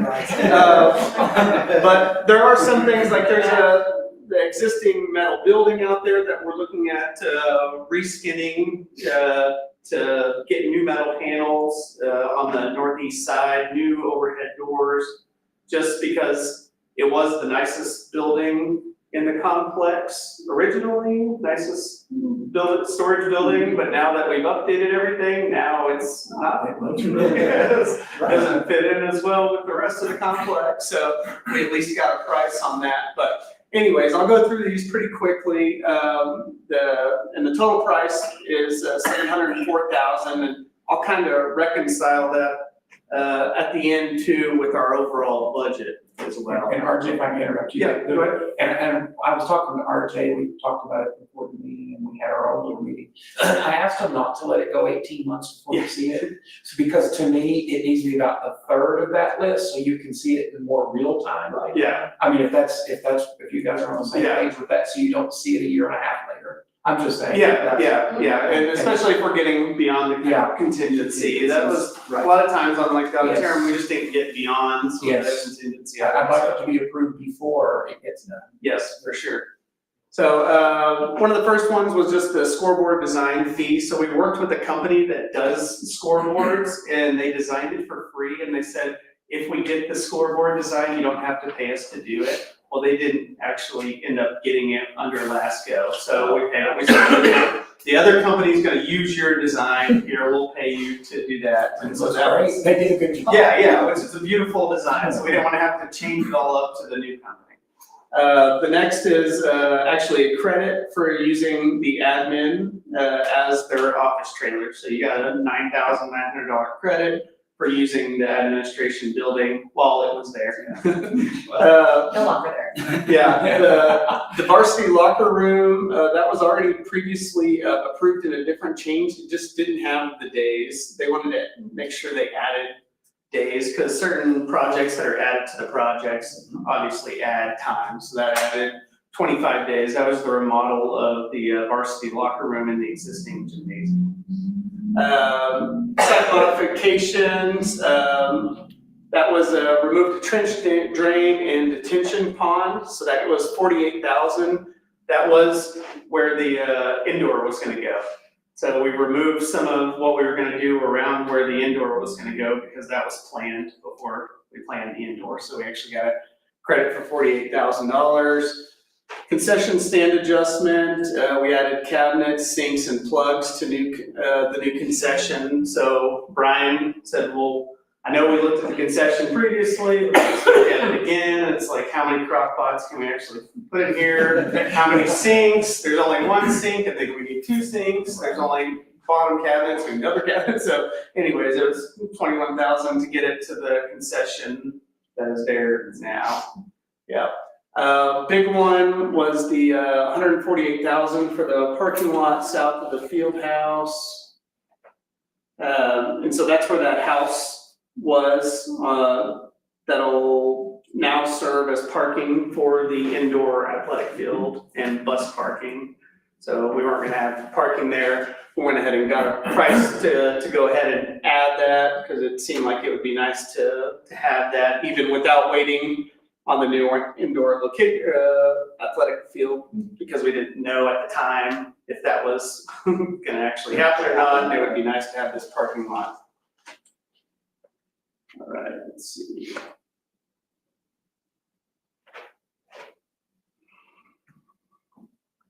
These were just some of the controls for some of the HVAC units that had to happen. There was RFI means there was a question by the contractor that said, we have these air conditioners and they need controls to be able to work with your system. The press box, I think we talked about this at one point, we thought they would be able to dismantle it and build it back, but it was welded connections instead of bolted connections, so it was $25,000 to just demo it. Eventually we will be getting a price on what it costs to completely rebuild it, and they're doing that just as a time and material thing right now. Site lighting, adding light poles around the inside of the stadium walk paths. So I've got a graphic that shows some of that later too. This is changing out some of this grass here for rocks. So part of your overall campus plan to get rid of grass everywhere you don't need grass. And so you've got rocks on the other side of the pool, and then you've got grass here, and then obviously the practice field needs grass, but right here, I think it's just another maintenance item that. And the sprinkler is turning that building white. The sprinkler, it's ruining the side of that building. Cause even, cause we'll readjust them, but then the wind will throw it up into the, and it'd be nice, just no water, no watering, just turn it a lot less maintenance that way. All right, we replaced or redesigned all the parking in between the gym and the athletic complex, but there's just fencing along that alley and right in front of the gym that we didn't replace, and so that's replacing that fence there as well. I think right now it's just like a little pole with chain link, but it would be doing some iron fencing that more matches what you have, yeah. Next, lighting under the bleachers. I got a graphic that shows that eventually as well. Demolition behind the maintenance building, that's that house. All right, so here's the lighting graphic. So here's the change at the top on 18 is adding lights here and here. And a lot of these, I think Brian was just walking around at night out at the complex. So it's like, the lights are on, because a lot of times you'll use the field lights as kind of your main lighting, but once you start getting away from the field, it can start getting dark. So while I was out there, he was like, it's pretty dark out here, and if we're gonna have pavers and areas for people to walk, we probably need some pedestrian light. So it would be putting smaller light poles kind of all throughout this area. The second one was we built storage all underneath the bleachers, and there's these huge storage areas, but there was no lighting. So that was obviously overlooked. So providing lighting all throughout that. So that would be providing electricity and the panel for lighting everything underneath there. So that was at 68. And then the 69,000 for CCR 30 is lighting throughout this courtyard here in between the gymnasium and the bleachers. So those are the lighting CCRs, and obviously it would have been nice to have this as part of the original bid, but it wasn't until we started looking at where the holes were that we found these and asked for a price. And John, I guess the question is, how much of this has actually been ordered? Have all these already been ordered? Because I know some have been. As far as the lights? Yeah, as far as the lights go. Okay, so all these had actually been ordered material wise. So if we said no on something tonight, it would be installation you could potentially save on, but. Just store the lights. Yeah. Background lights, yeah. Do you have a garage we bought? No. We're looking for more storage. Hose bibs at the stand, so we built the new bleachers, but we didn't have anywhere you could connect hoses to. So we added strategically 6 different locations, and we added a water line to the bleachers that you could connect the hose all the way around, so you could clean up all the way around it. So seems like every time we're out there, something else comes up. It's like, well, where are we going to this off, this or that, and It's just such a big facility with so many details. yeah. And then the next one was just reskinning the metal building like I talked about, and that includes replacing the manual overhead doors that they have now with motorized overhead doors. And then additional electrical at the concession stand, and the last one was the signs. So that would just be, we called for new paint, but the painter wasn't real confident in repainting the signs, and they talked about maybe doing ones that are lit from the back and jazzing them up a little bit more too. So that's the price to provide just brand new signage at each one of those locations. So you'd actually get 2 brand new stadium entry signs. And it will just say home of the Panthers, because, it's obvious. Oh, the Jow Panthers versus, yeah. I think that's. Oh, yeah, I was just saying. So that's how that gets all the way to the 704,000. And if you do the 704,000 and add it to the current contract, that gets you at about 13.5. And overall, our overall budget was 15 million for the athletic projects.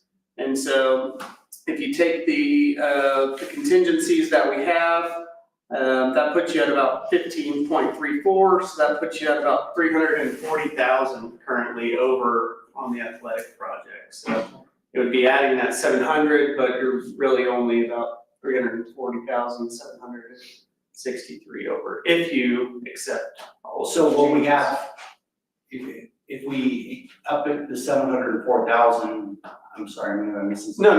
No, So we'll have 340 left?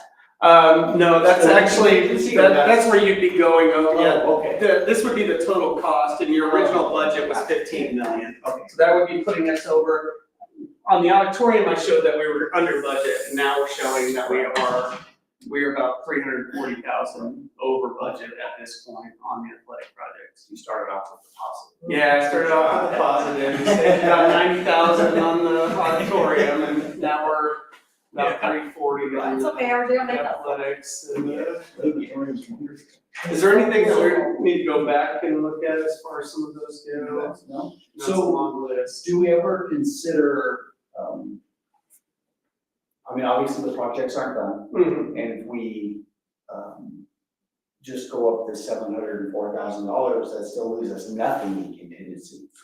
Well, this, Right? I mean. well, this actually leaves you nothing outside of the contract, but you still have some inside the construction contract. Yeah, because this is all of your current contingency taking items. And so I believe it'd be 300,000, It's a little over 300. 300,000, so that allows Brian to say, now, if a line comes up and it's $10,000 to remove a gas line or something, now he can just sign it without having to come and get the board approval. Okay. And that's part of what some of these were previously, it just. That's where, and it was just all jumbled up. Yeah. What was over contingency and what wasn't. What's been approved, there's some things that they will probably approve, and we're like. Yeah, and so we're gonna do a better job of talking about that more And that's often, what but now this gives 300,000 back in Lasco's contract of contingencies that Brian can sign off on. Well, given the amount of work we've done, I think Yeah. we've actually done pretty good with Yeah.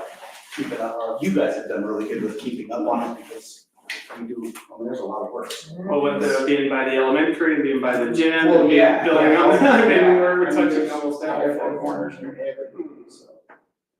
So you're asking for $704,175.53. Sure. Why not say it's more? Questions about it? No. It's all explained Yeah. very well. Very clear. Thank you for that. Would we have motion to approve that $704,000? I'll make it, I'll second it.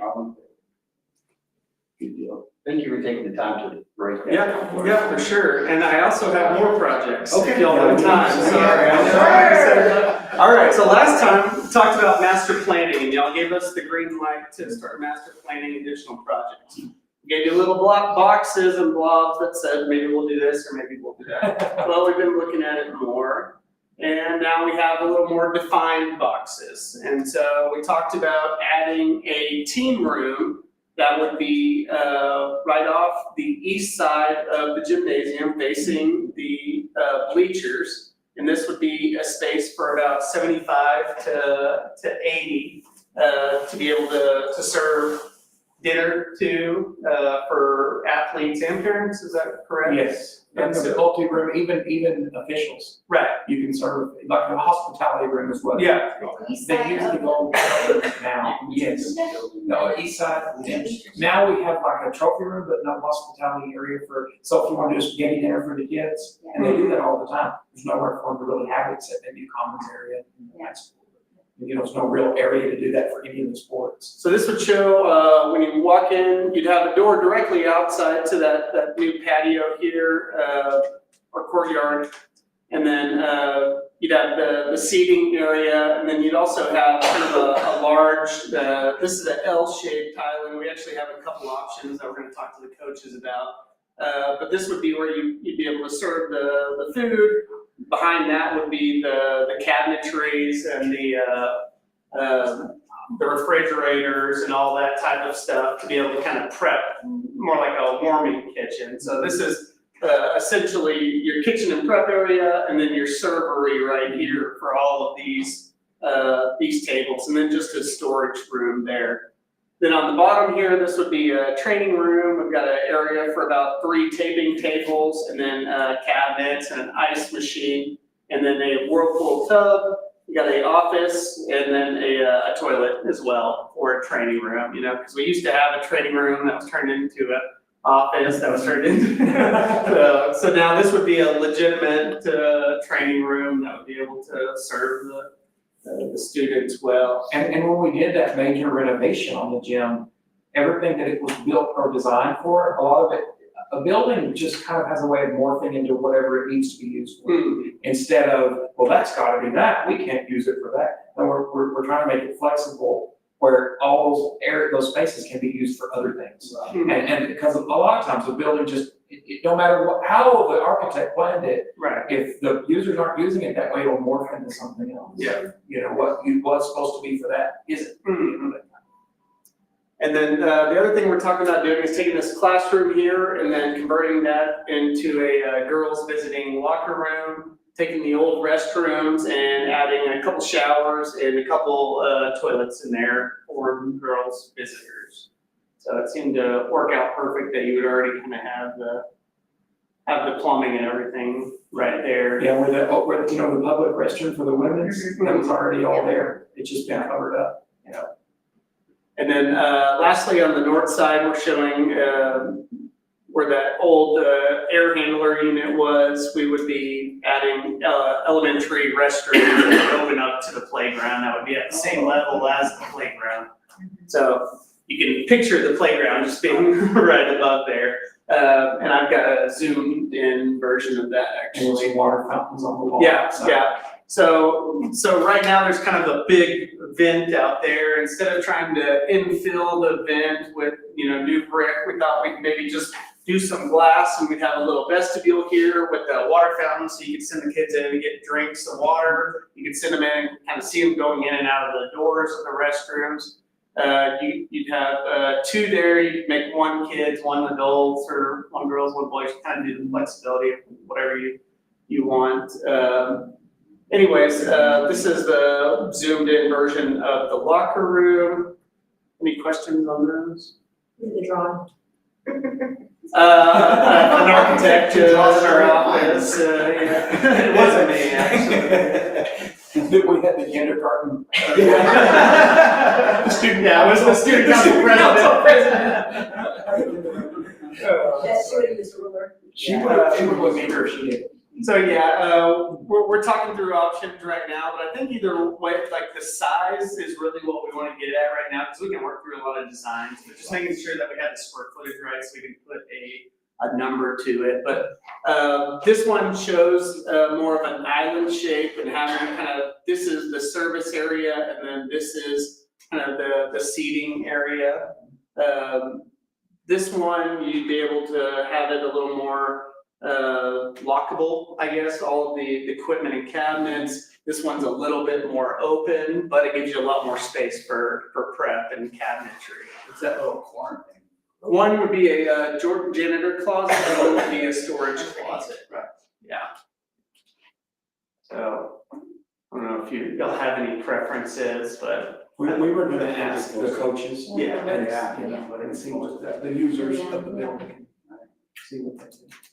Yeah, we can work through more options too. A lot of this is just to see if y'all want us to keep moving forward with this. I think Brian's been talking about kind of in January getting us, you know, pulling the trigger on full design of all this when we start looking at 3D and kind of how it's gonna be a fun area because we have, you know, a new ticket booth, we've got new bleachers, and then we have the 1950s. And we got, you know, a lot of different buildings we're all trying to blend together, so we can start. They were very good at that though. Yeah, oh yeah. We've only been We going like for a 9 years. challenge. Yeah. So you can see we're estimating the team and training room addition, including the training room, yeah, at about 2.5 million construction cost. The elementary bathroom, about 100,000. The girls' locker room, about 275,000, for a total construction cost of around 2.9. And then all together with furniture, fixtures and equipment and contingencies, about 4.2 for all of those projects for the additions and renovations at the gym. This is just kind of an estimation to give you enough information to say, well, do you want us to keep going, or do you want us to pause and let y'all look at things? Sure. All right, the next master planning thing we were looking at was the oil, gas, and auto shop potentials. I know some of these are a little harder to see, but this is your existing wood shop, your existing welding shop, and what we were looking at doing is what would a one-story addition look like? And so we came out here and just added a 2-bay auto shop with a auto classroom, an engineering oil lab, an oil classroom, and then just a new kind of collaboration area in the middle, metal shop in the existing garage, and then a lay down area here. And to be able to grow out this way, we moved the pickleball court that we were planning just east of the junior high gym over in between the oil and gas addition and the elementary. And that provides a lot better access for elementary to go over there if they want to. Like you could have PE class, go to the pickleball courts. That would make it a lot easier for them to access. Because right now this is showing where that road is, so we would be building across that road, then we'd have to move the road over, and that would prevent us from being able to do the basketball court / pickleball court as we had it planned. So that's the 1-story option. The 2-story option where we keep the pickleball court and everything because they're pricing this right now. So they're pricing, the courtyard and pickleball court and everything, because we pulled that out of the bid to reduce and get rid of the budget. And now they're repricing it to see if we can get it within the new budget. But anyways, if we want to stay with this design here, we're showing a first floor garage for automotive, a classroom for automotive, and then a metal shop classroom here. And then on the second floor, you would have your oil and gas lab, and then you'd have your oil and gas classroom. So this would be a 2-story addition. Not nearly as big as the elementary since it doesn't have the big drop, but kind of similar to the elementary 2-story addition. Obviously, we'd have to add stairs and an elevator on a 2-story addition versus doing a 1-story addition. And this was a thought that were kind of landlocked on the campus and trying to provide this right next to the existing CTE building. We were asked if we would be able to build on top of the existing building, and it would put it out of commission probably for 18 months, and then also, I don't know that you'd be saving a whole lot because you'd probably end up rebuilding structure to support the second floor. I don't think you would set it on top of anything that's there. I don't think you'd rely on anything that's there. So we tried to look in ways to do it, but I think you'd end up building a building over a building to make that work. And since the oil and gas is coming in before this could be ready, we're gonna use that 3-bay bus barn across the street and turn it into a temporary oil and gas class. But we don't want it permanently across the street just because it's better to have it outside the perimeter fence. And by doing that, we can insulate it, air condition it, and put a classroom in there relatively inexpensively and use that for 2 years if we need to for the oil and gas class. Because we want that oil and gas class to proceed faster than what this building can be done. That way. Any questions on those options? So which option works better for not only continuity of the campus, but access by both junior high school and elementary? I mean, I know we're only talking about elementary for Probably the single story. Probably the single story.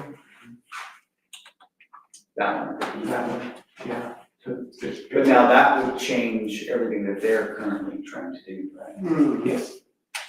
Which they haven't started the construction, right now they're just bidding it, so we've drawn it, but we would have to redraw it. And the courtyard would come towards the end, so I don't know that it's on critical path, I don't know.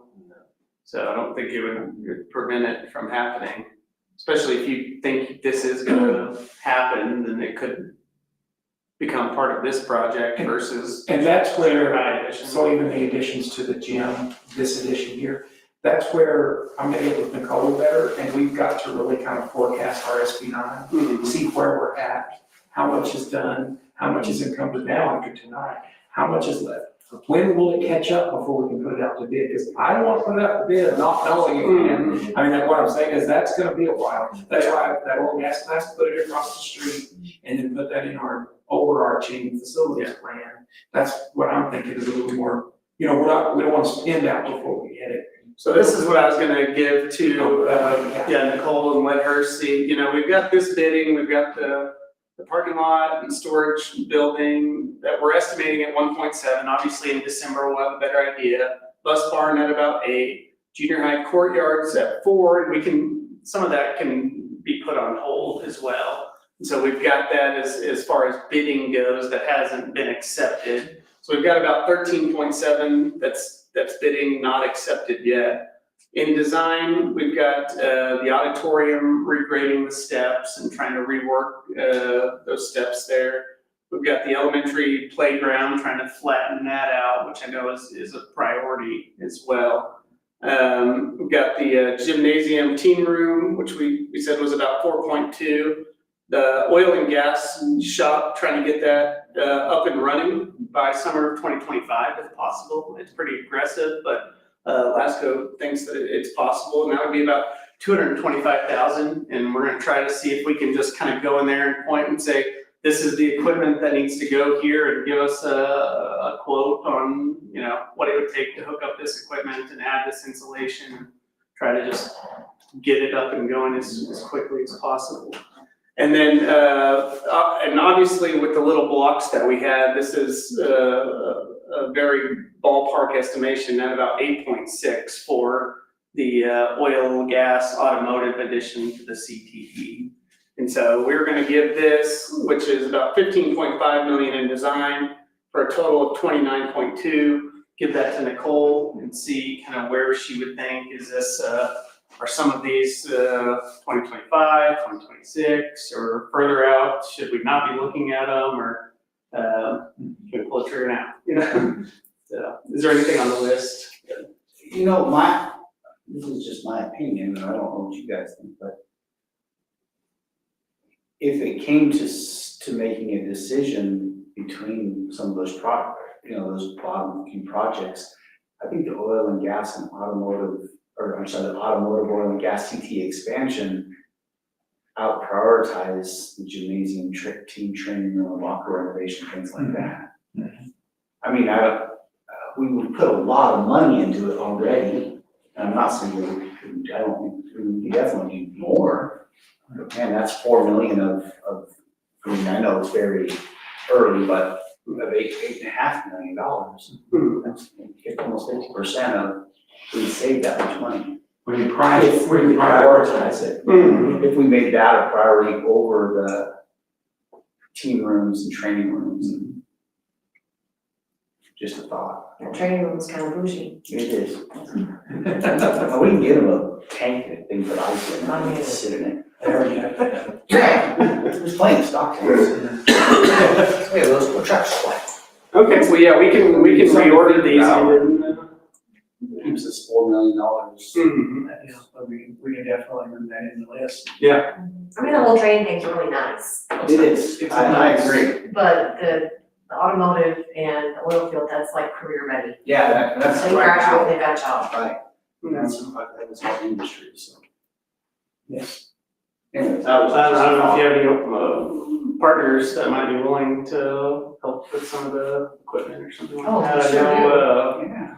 Chevron, like the Yeah. C-Tech and Hobbs, I think they had some industry We do, partners. but that's also ed tech money, which is not, I'm just saying compared to what's in there, that's a fraction. Yeah, you're right.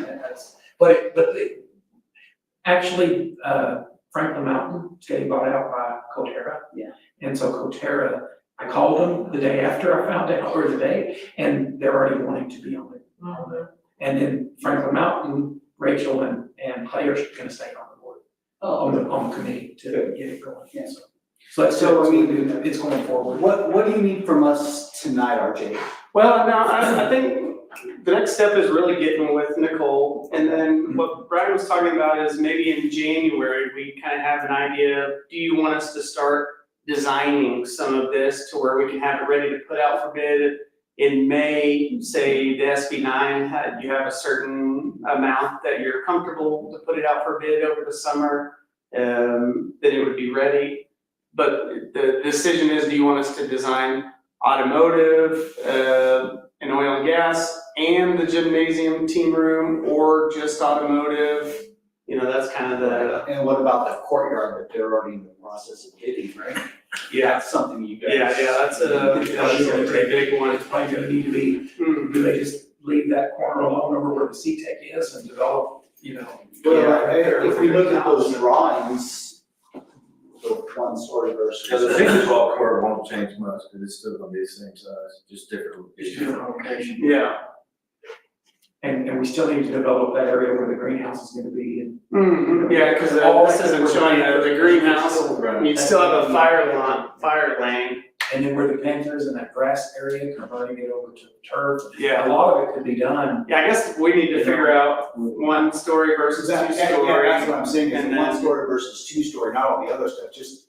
is that Seems like something- everybody's, I don't know if there's anybody saying two story that I've heard, I think Brian's saying one story, Dusty's one story. I don't see the need for the two-story. Okay, If you have the space. yeah, Yeah. Makes more sense to me, Yeah. one story and. okay, At least that way, I mean, it doesn't solve their problem with going out to bid and figuring out, but yeah, it definitely changes whether we have one, I mean, Yeah. if they're gonna bid, so right, I think with the one story option. okay. And I spoke to him about, you know, making that where that look like a giant added-on building, where it's kind of. I mean, the nice thing about this is gonna look like a brand new building. Yeah. I mean, this is gonna completely hide the vocational building altogether, the way that the way that we've kind of got it here, I think it's gonna. Yeah.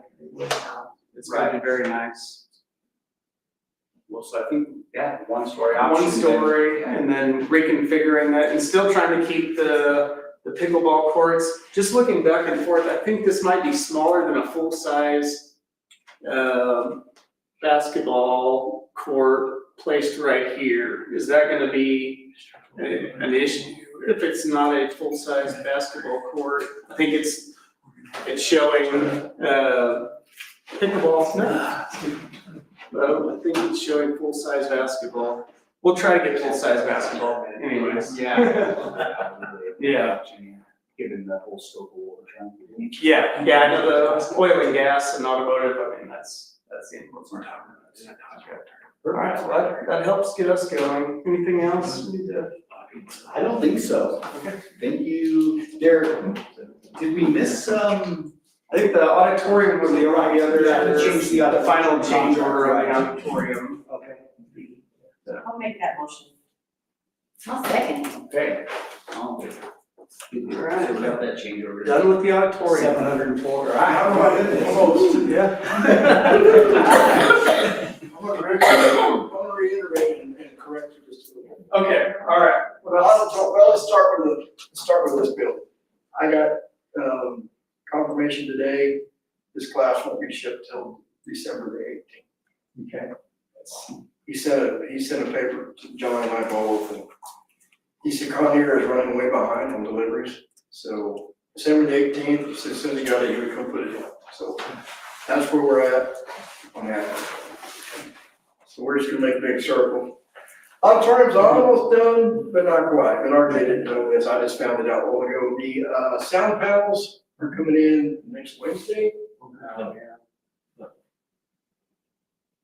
It's gonna be this Wednesday. And they're gonna come put them in. Then we like 2 handrails that we'll get done, and then y'all can set your training up. They're waiting for the sound attenuation panels where they can calibrate the sound although it's amazing without it. Yeah, that is. Yeah, most of them are installed, it's just that back wall and half of that back wall. But once they get that done, then they become calibrated and then they'll coordinate with you guys. And then the lighting, Shelley, did you find out on the lighting in there, how? Yeah, it was Tony's audio, they're Thanks. supposed to be scheduling with us to do a training. Okay, so that was just a miscommunication, because the team that was sent down here was sound. Sound, They right. weren't light, even though they did install it, it was a different team. Right. That makes sense, okay. So that, we are real close, it just, like a couple of And items. the gym doors on the front? They are in production, he said Conair won't give them a ship date till they're complete. So as he lets me know, I'll let you know. Cause I have been, Do you know if we could kind of tweak those to work? I'm gonna go look at them. Okay, yeah, because I just don't like that door chained if there was a fire or evacuation or, that's just not safe. Or like if they don't play basketball with the gym full. If I get a few moments tomorrow, I'll go see if I can take them and make them work. So making the big loop going around the next junior high, RJ's pretty much covered that, and I told you that by the end of the month, we should have the foundation and stem walls poured, start backfilling and pouring sections of floor. I spoke with the van today on our water meters. He wouldn't give me a confirmed date, but he said they're getting closer to being able to put them in. That's all I need. So I know y'all deal with it more than I do, I don't know if they have old water. We have no water issues here. Well, we have water meter, you don't have it. And I've been after it, because Brian's been after me, but it's still not much. Moving to the gym, the doors, like I said, they are in production. You can't give me a delivery date till they get them out of production, and then he said as soon as he did, he would let me know. Maybe we get a temporary solution on that. I will go look at them tomorrow, and I'll take one more over, he's got more tools than I do. Okay. We'll see if we can't get them tweaked and adjusted to make them work or something for a while. So we've made that circle, let's see, Jim, we talked about it. We are starting dirt work, hopefully, Ramirez and Son's been notified, we cleared all that stuff out, so they've got a blank canvas to start the dirt work, it's ready. John and I and Omar have made a game plan today on how we're gonna try to, we've got to have some lay down yards for all that steel that's coming in, we've got to do something, but that's gonna be the biggest issue, trying to set a crane up over there. Normally, when you do a job of that size, your steel is set, your crane can reach it, swing around, there is no room for that. Yes. So we're gonna have to itemize that steel and move it so many pieces a day around there on a trailer to the crane. It's gonna be a little bit slower, that's the only way it's gonna work. Unless we can get access to the property next to, Right, where's that? next to the athletic. No, sure. We can, we'll vote on that. Eminent domain. House and trailer, I just didn't take. So moving around, that's kind of got that covered. Press box, they like a little bit of out channel. I've got the outside facade that's gonna go on with, hopefully we can start getting that on there next week. We have a little bit of electrical issue because you want to control everything out of that. That's in the works, trying to get everything brought into that, because I can see where it's essential, you need one control point. Yeah, if you want to show, turn out the lights, you don't want just some of them bright, and the other ones you can't control. You gotta control everything from the front. Our concrete sub is gonna, I notified him, he's gonna start on the north end retaining wall, the south, where we still have that bust. RJ and I and John look at it, it's not that big of an issue, but RJ may have to step in and tell him how to fix it. And Mr. Loftus and RJ and I came up with your plan. So when y'all do that on the south end of the track, that will, if we finish that concrete out and everything, it kind of gives you the green light to finish the pavers. So we've been having that issue on when to do the pavers. And if you can finish those pavers, then they can come in if they know what the south perimeter is on the track. Yeah, we'll have to figure See what I'm saying? So Where we the can get. construction zone versus the usable zone can be, And like that- football rolls around. That, we can make that work. Yeah. So moving on out to baseball, we've had a couple of delays, one was that pipe that You guys are notorious for having pipes in the ground, nobody knows what they are. We had the elevation bust, we've got that figured out, and we're moving forward. I talked to plumber today because the old septic system was set where the new building is. We have no septic system. So to make this work for baseball, he's gonna jump through hoops, and we should have all that septic replaced and tied back in January. Nice, awesome.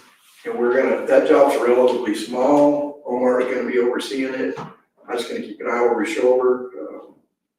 It should go together pretty fast. Good. And if we have to burn a little bit of Saturdays or whatever, make it for your deadlines, we can do that. And the wall panels will start going on the elementary edition, so it ought to start showing more. Yeah, we're still missing some brick, I just talked to Acme today, it's on the way, but as soon as we get that exterior on and get it weatherized, we're this close to being able to call a roofer. The wind has held us up, we're putting the plywood on the back of that parapet walls, you just can't put it on when it's blowing, it's too much of a danger. We get the wood on the back of that parapet wall, I've already talked to Gennaro, and he said, let me know, as soon as we get the parapet wall covered, I get that thing dried in, and then we were gonna put our temporary wall in last week, I spoke to Dusty, but y'all have your cuisine, whatever with it. And I noticed y'all have another one, is it tomorrow? So we're kind of holding off on that, letting y'all kind of get that out of the way, but at some point, we've gotta put that wall across there so we can demo that out and get the steel manufacturer's dimensions, because that section of steel for that hallway hasn't been built. He can't do it till we give him field dimensions. We can't do that till we get the lid tore off. So that's where we're at on that, and I think it kind of bothered Mrs. Colmar's secretary over there. She's like, oh, no, you're not. So, Well, I think it's because you said we're doing it tomorrow. It's actually the door where you exit, so you come into the elementary principal's office and then exit out into the hall. It's that door exiting out into the hall. and our plan, we put the plan out. There's gonna be some noise, and dust, so we're gonna try to minimize that. Some of the demo, you're gonna hear some noise. The major jackhammering, because all that floor's gotta come out, we gotta put footings in there. We're gonna work those on Fridays and Saturdays, and it may take us a little extra time, but I guarantee if I fire the jackhammer up in there, you're gonna hear it on the other end of the school. It'll resonate through that school like nobody's business. Yes, it does. So that's gonna take a little extra time to do the demo of the concrete, but it'll benefit y'all know how to put up the noise. Yeah, that'll be nice seeing something rise out of the junior high area. You know, It's all coming along so good. yeah, it is, it's coming along and it's almost time. So what I try to get like a milestone somewhere, we're almost to that where I can do another, because I like to do an update for Facebook. There Really, is- that helps out more than anything, you know, with the community, because everything's under construction here and people are getting tired of it. They're, you know, you go out, you're gonna go down Sixth Street, oh, wait, that's not finished. Or wait, I'll go down Fifth Street, no, they just blocked that one off. And then it gets to be like a cat and mouse game around here with the traffic. And so what I'm saying is the community gets construction weary after 9 or 10 years of it. Well, I've been doing construction about 43 years, and that foundation plan on the junior high is one of the most complex I've looked at. Yeah. It's got over 200 offsets in it and step footings. Normally, there are not that many, but you got so many different elevation changes over there that, just to give you an example, sometimes we can only pour 10 yards of concrete at a time because the elevation changes. So they're like baseball. Lots of. I was gonna say, thank you for the compliment. I appreciate it. Just asking. Anybody can make it simple. We don't do it because it's easy. That's right. So It's gonna be beautiful. Yeah. We worry about the. some of the steps we can only pour one truck at a time. That's how. So you pour that, it's let it set, strip the forms, and you're talking, 10 yards is not very much pouring at all. And it's not RJ's fault, it's the engineer's fault. Right. RJ, I can see. Thank you, I appreciate it. No, it's really a cool looking building, and it's got some neat design, you're really gonna like it. Everything's good. It's got some cool stuff. And it'll make the high school so much more in it. Yeah, for sure. Yes. Thank you for the update. That is it. Unless you got anything to add, John, and I took your thunder away. I was gonna let Omar speak tonight, but. Oh, he said that all the time. He's got years of speaking left. The only thing Shy when it is, comes to public speaking. Mr. Rags, it misspells your name on the contract, just so you know. They call me Ragdale, yeah. R-A-G-D-A-L. I've probably been called worse. I don't know if it matters at all. You see what happens when John gets mad and kicks me. I know, that's. That was a really good one, too. Well, thank you guys so much, we appreciate it. Yeah, for sure. Everything, we know this is tedious, or not tedious, but you guys have very much lived here. Well, we try to be transparent. I won't sugarcoat anything. If you ask me a question, good, bad, or indifferent, I'm gonna answer you. If I have a butt to it, then I'll get it, because I believe in honesty and just being an open book. That's the way John and I both feel about it. We've been in business a long time. Right, well, we appreciate it. We're definitely comfortable with y'all, and we know the product is gonna be what we like, so we know you guys have that in your mind, in your best interest too. You have our best interest in what you're doing. Well, we like to work on rapport with you guys. Like I said, if y'all ever have any questions, if I can't answer them, I won't lie to you. I'll just tell you, I can't answer them, but I'll get you. And between the two of you, maybe we can get one healthy person. I thought we were being positive. Oh, okay, sorry. I was about to say, I can't believe it's almost been a decade since I've been out here. Hey, Orgy's like growing up in construction all over. We've already lost Wes. Yeah, that's- He's still around, we haven't lost him. We know y'all, thank you. Thanks, guys. Omar, we'll let you know next time.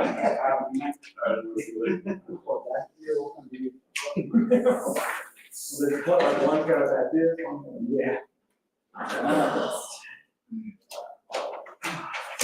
Somehow we're in the news room, so we know the numbers tonight. Okay, number 8, I say yes. All in favor? Eight through eight. Is that an end date? A through J. Oh, December. Okay, yeah. Yeah, thank you. All right, new business, Reach Math grade 6-12 curriculum, HMH, $78,519.34. And that is for a 2-year term, so we can finish out the current adoption cycle for the math. And then decide after the 2 years, that gives us a good little time to decide, yeah, this is 100% what we're doing. And then we'll do it for the next 6 as well. Strict, the overall plan. After the presentation, we saw, I say yes. Yeah, that's obvious. Do you have any questions about that? Not only the motion to approve. I make that motion. I'll second. That'd be oil and gas advanced technology equipment for $188,176. Is this those individual machines that we're talking about? Yes, if you look at advanced technologies here on 7B, it has what it is. And it has each one, and we were getting how many of them is on the left-hand side. So on 7B at the top. It's in your packet. Yes, the next one. I'm getting there. This is. The HMH was the first one. Yeah. Well, let's see if I can read my packet.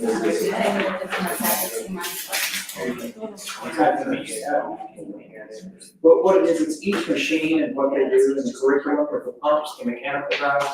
Mr. Richard is here. Because I was, this is where, after the whole meeting, this is where, but, no, that's, they got together. So, Mr. Richard, can you explain what the process you guys follow for this advanced technologies and where we looked in Loving, Ton, and then we looked in Carlsbad, and then we looked at a curriculum. So we also have got a curriculum chosen. And Mr. Richard, can you kind of, what that curriculum is for the oil and gas program? So, I think in the future, once we really start diving into it, so our advisory board is gonna take a section of each of or start working through the curriculum that we've chosen, and making sure that it's on point with what they need as an industry, and we can say as educators, look, this is, something that we think our kids can use. so that we can really refine the curriculum that's provided for our kids and for those who are hiring our kids outside of high school. But we, like Mr. Snyder said, we went to Lovington and looked at a little bit of their curriculum. It's set up a little bit differently. That curriculum, the person who, or the entity that produces it, keeps kind of a proprietary hold on it, so we didn't get to really deep dive into that one. From what I could tell, it was a little bit lacking in scope, and so the teacher was having to supplement with things like Skills USA. And so I felt like while it was really supported well by industry partners and by their advisory board and by the school, it just really wasn't as comprehensive. And did they have a lot more emphasis on natural gas? Yes, and that was the other thing. The entity that was developing the curriculum is actually a trade school that is geared toward natural gas. So from there, we looked at their lab and their facilities. I also felt like that lab was kind of in the process, you know, like they were gonna get the ball rolling and then they were gonna add the lab as they went. It wasn't kind of like, you know, open the doors and it's ready, right? And so after that, we went to Carlsbad. I went to Carlsbad, met with that teacher for about 3 hours, went through the curriculum, very comprehensive, very thorough. The curriculum was provided to them through the educational partnership of the Permian Basin. It was designed by the Southern Region Education Board, very comprehensive, and it's what we call problem-based or project-based learning. And so it's at each unit, the kids are given a problem, and it might be something like, you know, you're an engineer for an oil company, and you're tasked with dividing a well plan in this region. So, you know, you need to discuss with, you need to figure out what that well plan is going to be. And so through that unit, they're going to create and deliver a well plan based on certain criteria. So through that process, they take each individual aspect of the well plan and say, okay, well, this is how you do this, and these are the things that you need to consider. These are the costs, these are all that sort of thing. So it involves a lot of math, and it's a lot of kind of hands-on activities. And the well plan, that was my favorite unit of that course one. That was actually the final unit. So it starts with like, you know, what are our different energies, an introduction to energy, right? So that curriculum, like I said, was very comprehensive. It was developed through educators and kind of honestly geared toward the Permian Basin, which I thought was a huge advantage. Now, I will say that it's been kind of tweaked for New Mexico as well, and that means that they put a lot of solar and wind energy in there. As we've discussed kind of been amongst ourselves as administrators and with the advisory board, I think that's a little less applicable to our students than it would be to students around the state. That's something that a teacher can kind of, you know, low light and highlight the petroleum in. And these are the same machines the whole company Yes. for their training. So one of the things that's really nice about this curriculum, about this program through the EPPB is that it is very well linked to what industry partners are using today. So a lot of the testing software that they use in the industry are kind of intertwined within, so it's something that, you know, during year one, we could have these kids get a certain number of safety certifications that, you know, our kids, a couple of my Rocky kids who were hired by Franklin Mountain at the end of last year, when they graduated, they spent like 2 or 3 weeks in the classroom taking these tests and getting these certifications. And that's something that we would have the ability to do in-house. So the moment they stepped out the door, they're employable and more employable than a lot of students because they already have those certifications. I think that was kind of the one of the big important factors in that one is that, you know, it gives our kids the best possible chance to go and get a job, right?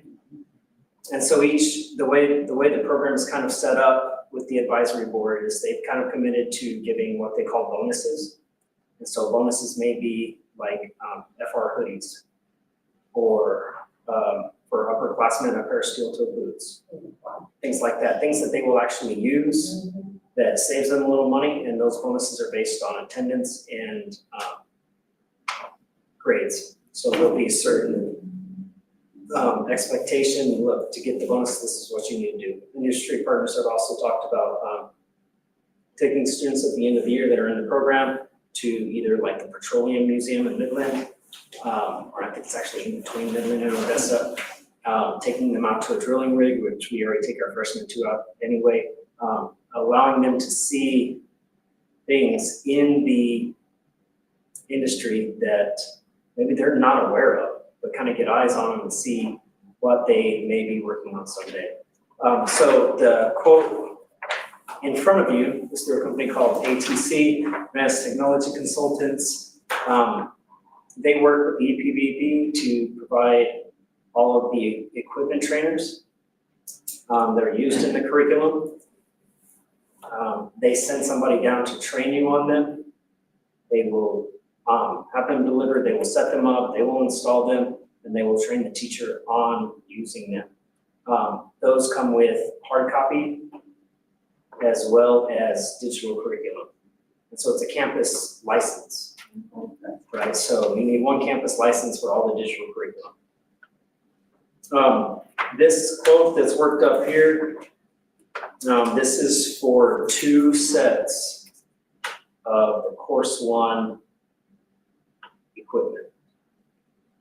And so as we started looking into how many students we thought we would have, we estimated about 20, probably plus or minus, early guesstimates plus or minus 10, either way.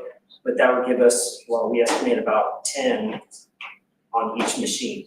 So it would still involve some sort of rotating centers usage, and it may be through some of the Petro skills or some of the online testing curriculum that they could rotate through centers, but ideally you want like 2 or 3 kids on a machine.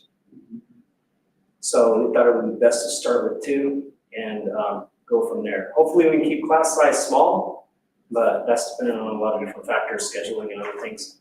So. And the way we bring this class in will be like 2 sections. It won't be a full day position. However, we have a plan on that for the staffing it.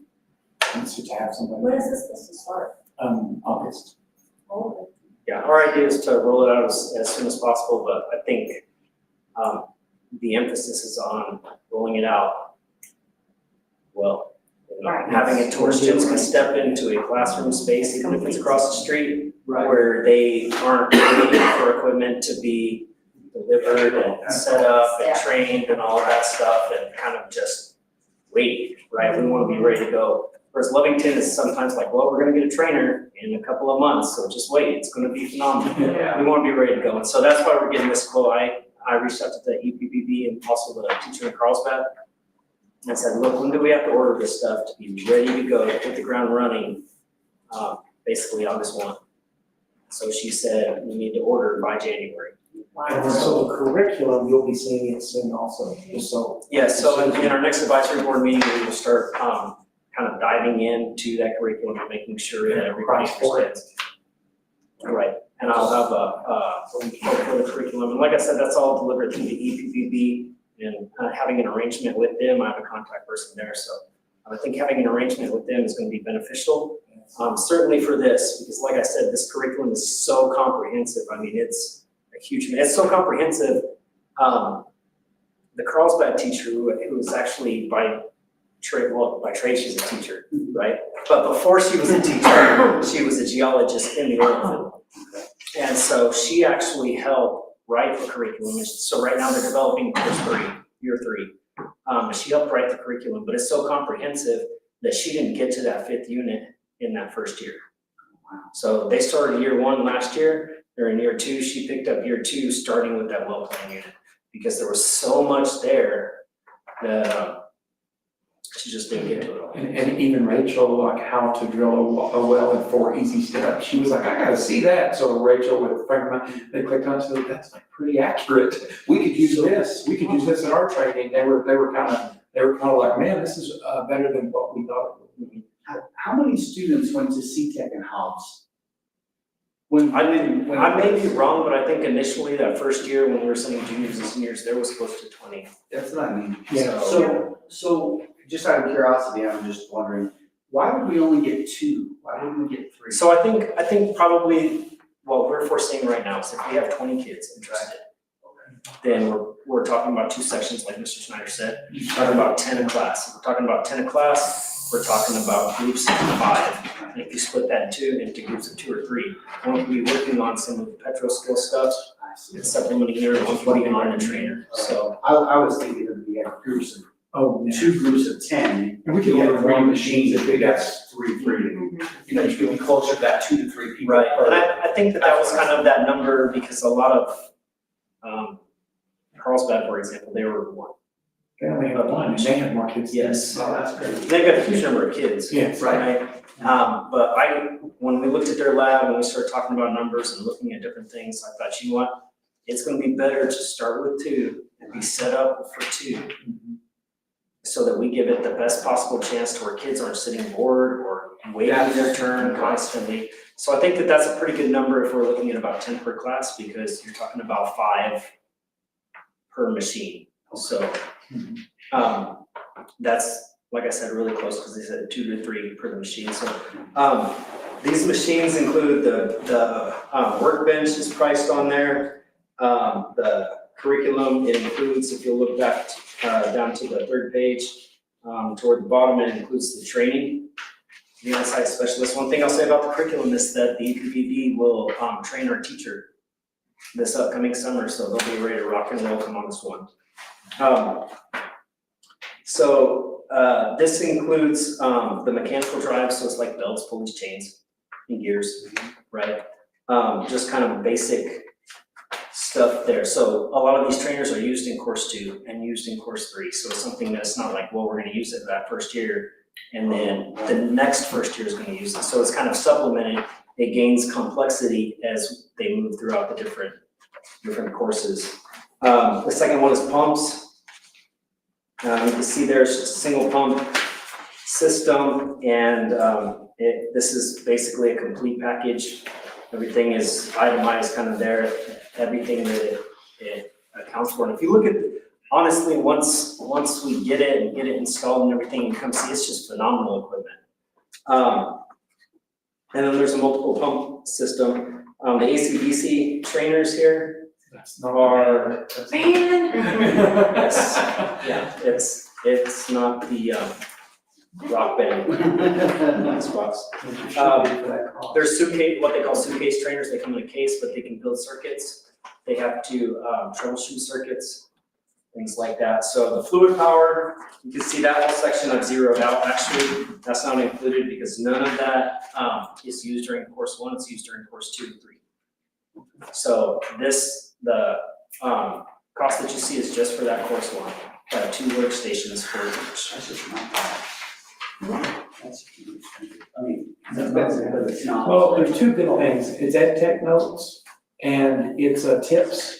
TIPS is the Texas version of CES, and we are a member of that. That's how we bought that little concrete concession, remember that? And so the good thing is, that's 2 other things is that it's already been vetted by school districts to purchase. I think it's a no-brainer personally, guys.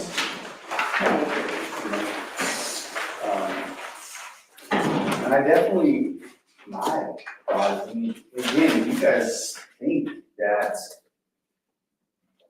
increasing the size of this first level to 3, I mean, I don't know if it's feasible, I don't know if it just creates more work for the teacher, I don't know what, but I mean, I think it's, you know, we're here for it for sure, and I mean, that is our industry, and I don't know if that's going to go away anytime soon, so. If it does, we'll all go away, yes. Right, I mean, but I mean, you know, I think the board will be on par with increasing the volume or the number to 3 if we need to. So I don't know what you guys think, but yeah, just consider it. Especially since it said take money, most of it anyway. Anybody have any questions over it? Thank you very much, that was great. If not, we need a motion to approve $188,176. I'll make it. I'll second it. All in favor? Thank you. I think that's probably one of our. Thank y'all. Well, of course, I think that's probably one of our best investments to make right now, but then the whole CTEC thing, I think. And I'd like you, I don't know who brought it up last time, but even considering bringing other school districts to us. Yes, yeah, Yeah, and they're not too bad. that's what I mean, you know, that does nothing but elevate us on the map and does good to the communities. Anyways, let us see old gym access controls. So the next several just have to be separate because they're separate facilities. Mr. Loftus went in with B&D and went over every door, every building. There was actually another one, but it was under the 20, so I went ahead and approved it. These are all over 20,000, but it gets everything access that we need to. So the original design, for instance, didn't put it on every classroom door, didn't put it on custodian. We just did the basic access controls. Then we came back in with the elementary and junior high, and y'all did, and we did that. Remember, it was quite, well, then even after that, there's still doors that, you know, and so that's what, it just, you just have to, I just had to have somebody like him that's that meticulous, because to be honest with you, I didn't have the time to, the tedious, it took me quite a bit. It took him several days just to get it, just to, you know. So in other words, they're gonna be walking and just have key access? Yes. On every, this is every door on buildings that are completed right now. Okay. This is every door that's left that does not have the key card access. On our future buildings, will they all have key card access? Yes. Our future buildings? Yes, Well, anything else is. Well, because we're, you know, we'll have to, once the elementary's, the addition's done, then we'll have to come back and we'll do that, and. We still have to come back and refine it, because they don't ever get everything just right on. Right. So, But the biggest thing is getting this approved to be able to order the parts, because they take forever to come in. Okay. That's me. Right, so C, D, E, and F, and I know we have to do them individually. Yes. But those are what you're asking for. yes, and G. Oh, and G, sorry. Yes. C, D, G, right, There should be 5 of them. okay. So we'll need a motion to approve, these will all be access controls. The old gym access control for $27,380. I'll make that motion. I'll second. All in favor?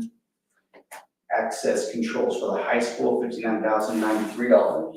I'll make it. I'll second it. All in favor?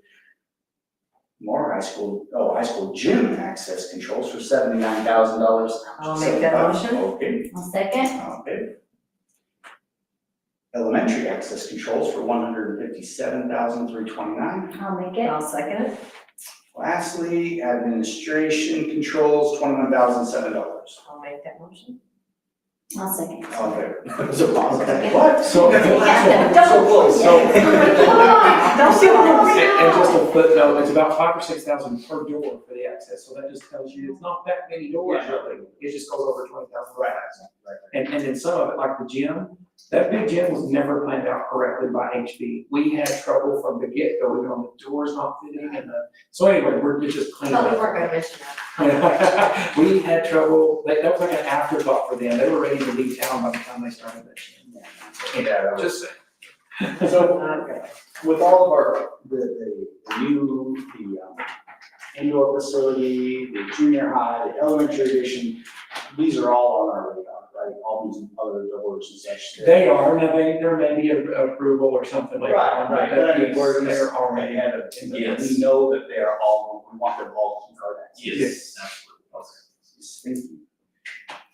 Okay, letter H, discussion, policy concerning athletic participation. Here we go with the discussion. I'm gonna let Mr. Little talk a bit about this. Well, And it is more of an issue, and this is the thing, is we kind of tighten up our programs. And I call it tighten up because sometimes with football, you need football to have the same leadership in that program. When the kids get out of the program, they come back into the high school well behaved.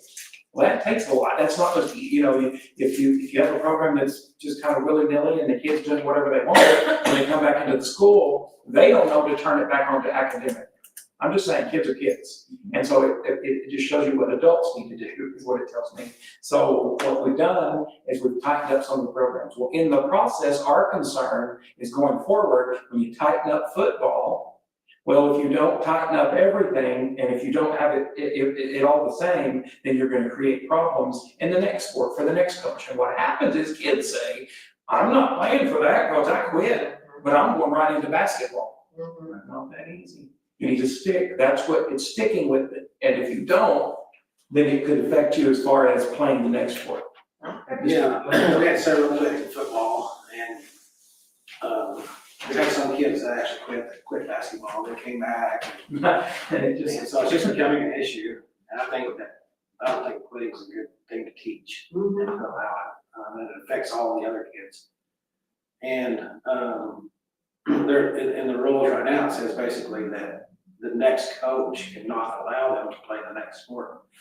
But the next coach always, or never wants to be the bad guy. Right. You know, the coach has the option now. so we're looking at possibly, I mean, this is just discussion to talk about between now and summer.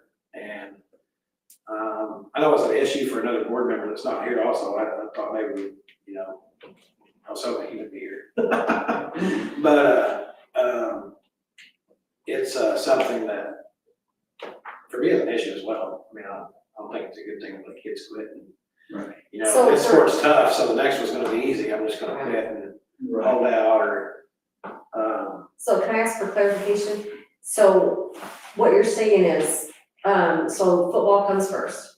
So they quit football, they cannot play basketball. Is yes, what they you're can. asking. What about if they never chose to play football? They can still go into basketball? Yes, Okay, yes. I just wanted. But if they go into football 3 weeks and all of a sudden I'm just quitting because I want to quit. And, you know, it's really affecting the entire team, not just them. Right.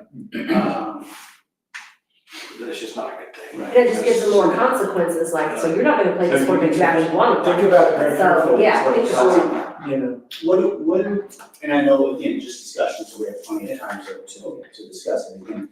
What about the students, and I don't even know if this is a thing at the, once you get a little bit closer to high school, but what about the students that say, all right, let's say they're a freshman or a sophomore, never really taken part in, let's say football, just because football is kind of a beast of its own. Yeah. You know, I mean, it takes something to put on pads and get tackled and, you know, all of those things.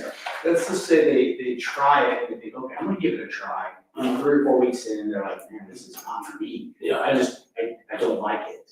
Not that it's hard, I mean, but they're just not that kid. No, I agree. You know, What happens, would they also lose that opportunity to play? Yeah, I think there has to be some contingency. in the That's what we policy, have to talk because, about. okay, that's like, their parents get killed in a car wreck halfway through football. I don't expect them to, if they just, well, I'm just saying, well, their whole family dies in a plane crash, you know, what I'm saying is, that's horrible. But what I'm saying is there's always extenuating circumstances. Yeah, well, I'm just really And that's not what the I'm kid that, let's say. You're not Get a that, job after school instead of playing sports. yeah, Right. Nobody has to die. Right, Yeah. nobody has to. Yeah. Calm it down. Yeah. don't be so dark.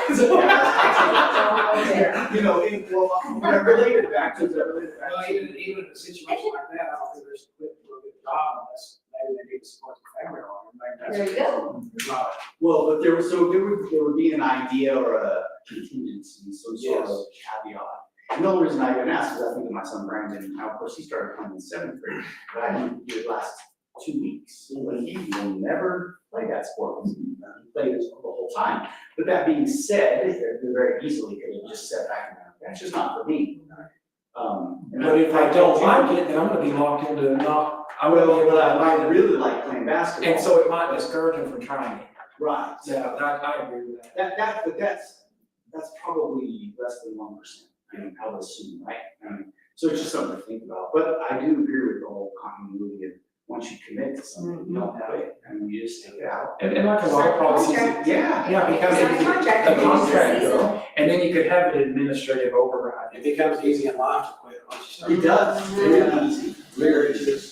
What if you put a contingency plan that if it's your first time to ever play?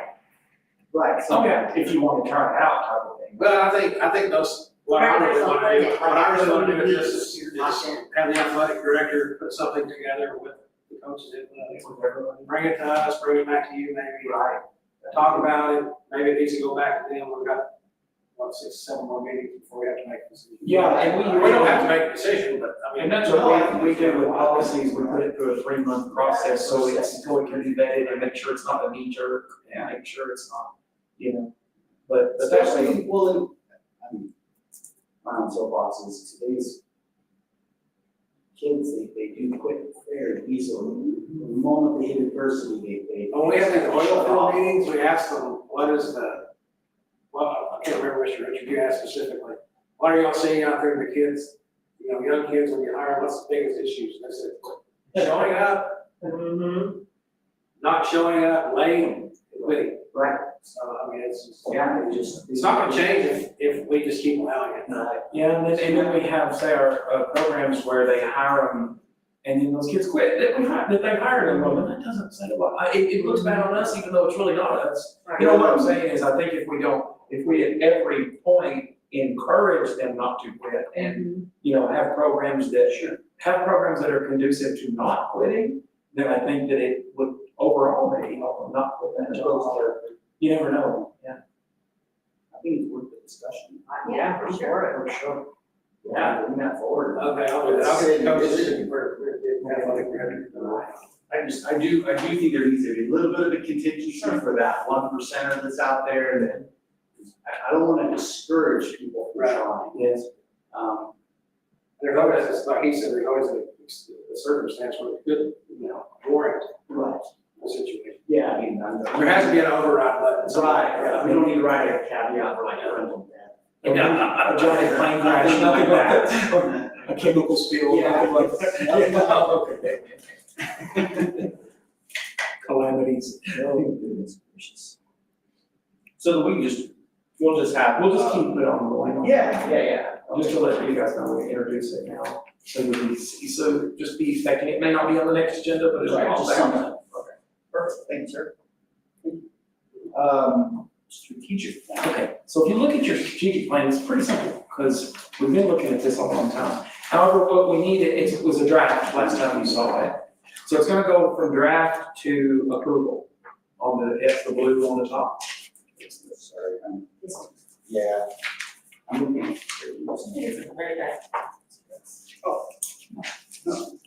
So it has 3 main goals to it, and I'll just go over those real quick. One is to improve student literacy and math proficiency by 20% over the next 3 academic years through a fully articulated instructional program. That's reading and math is addressed in goal 1.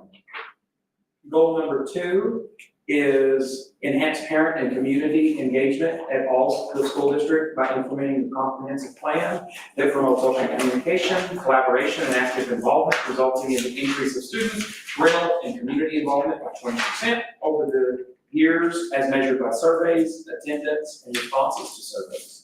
That's strategic goal number 2. And then strategic goal number 3, I always have trouble finding the word.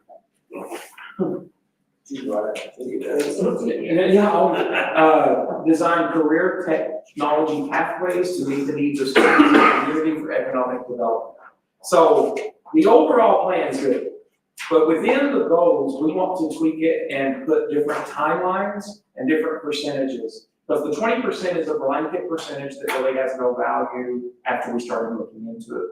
When we take the percentages and match them up to our current assessments and evaluations, we've noticed that it does not really lockstep with it.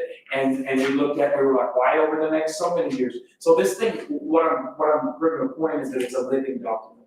And so what you approve tonight is just the first step of an approval, because it's already guiding what we're doing.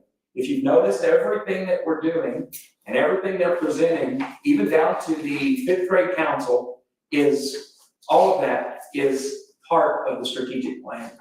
It's a huge guiding document for the district.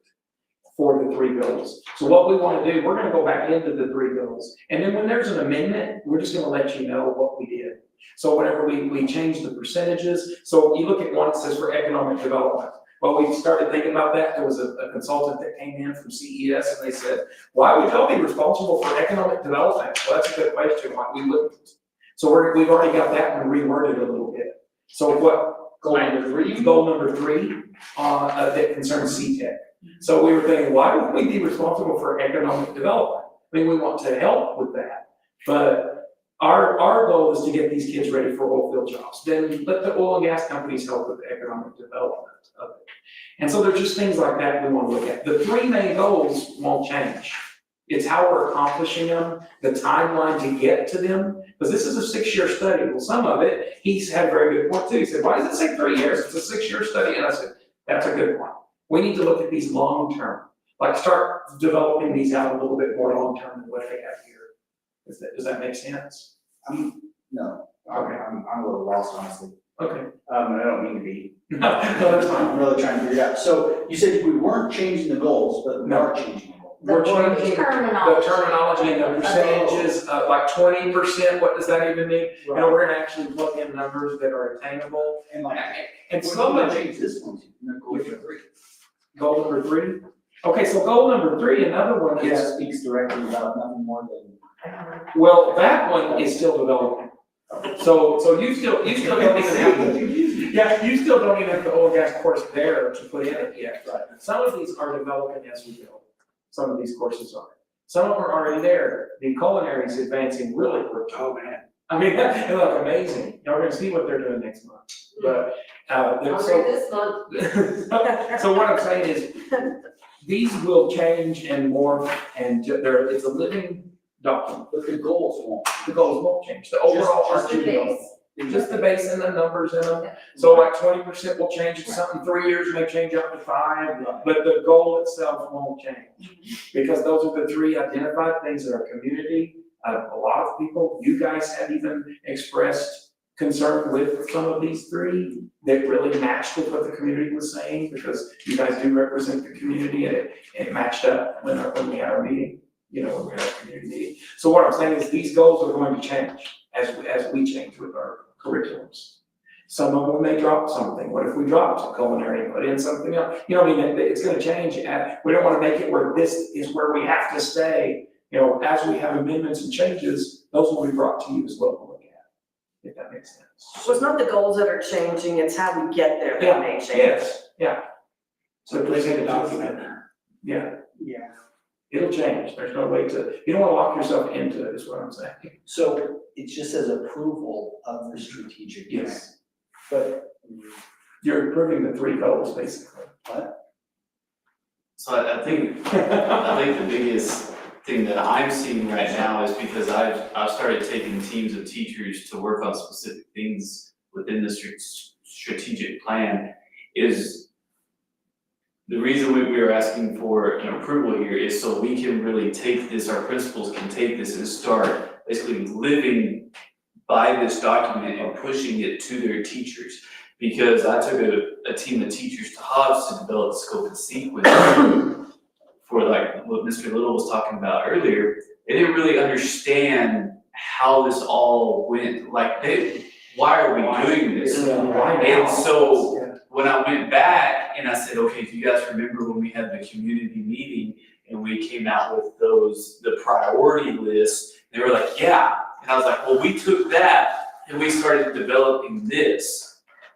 And I said, one of the things is to increase math and reading scores. So within that, a sub goal or whatever you want to call it is to develop this scope and sequence to help increase those scores. And they were like, oh, that makes sense. Right. I understand. But not many people, I don't think a lot of our people know about this document yet. And so once, you guys are good with this, then we can start taking it and pushing it to our people. And this is our direction that we are going over the next 5 to 6 years. So that being said, that makes complete sense. So I get goal number 1. That one's, I understand that the numbers are. Reading and math improvement. Right. Yeah. parent and community engagement. That's pretty clear, right? But our third goal is not, this is not really gonna be our goal, right? This will be our goal, we're gonna design and develop the tech pathways, but the end result won't just be, it'll be needs of students and community, but not for economic. I understand. That part will change. That's the, I'm sorry, Yeah, Now- the goal stays basically intact, other than our mission for that goal will change. okay. And that's everything, that's rockets, Right, that's culinary, that is, oil and gas, that's robotics, that's automotive, so what I'm saying is these three things are already guiding everything, but not everybody understands that even works for us. Like even if you say you have those questions, everybody else does too. Right. And that's where if we have something to say, this is it. And as we amend it, it goes back out to teachers as well. Teachers even have a say so in it, and they may say, why does that say economic development? Well, that's what will change. And that's where we're looking at this, at every one of our meetings now with the advisory, the administration meeting. Oh, cadre. Cadre, I was like, what is that called? So there's so many meetings, I think, anyway, but our cadre meeting is being guided by this document as well. And so every meeting we look at it, and that's where we're gonna start tweaking everything and looking at it. So it's just our guiding document. So just out of curiosity, when, and I'm sorry, I'm just asking for my own good, just so I can get complete understanding. So will there be anything that suggests or that records, like you have completion dates of October 30th? So obviously that is already passed. Will there be like a document that says, this was our goal, this was our action plan, completion date, yes, we met it?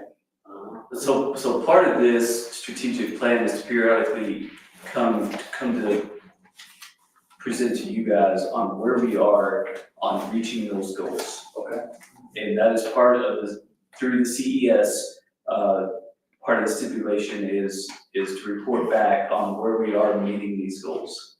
So I think that kind of answers your question. Yeah, I was just wondering, because there like well, there's just a couple of hard dates here, and I was like, okay, so Yeah, the hard dates. that's already a problem, because those dates aren't reflective of a 6-year plan. It says 2025, well, what does that mean? So these are arbitrary here on the completion dates. Okay. That's gotta be changed too. Okay. That's what I'm saying, so those won't change.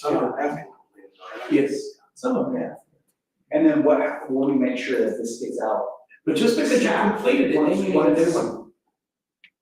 Right, well, you won't ever. You won't ever, you'll get to a milestone or a benchmark, and then you'll say, well, next, we're doing this. Right. So it's a living document. And once it's approved and we get And staff knows it's out there, they just don't have a good enough understanding until we start really taking it to our PLCs and down to their meetings, Well, Mr. Snyder didn't want us to send them out until we got y'all's approval and Yes. kind of worked a little bit on it, we sent that out to them.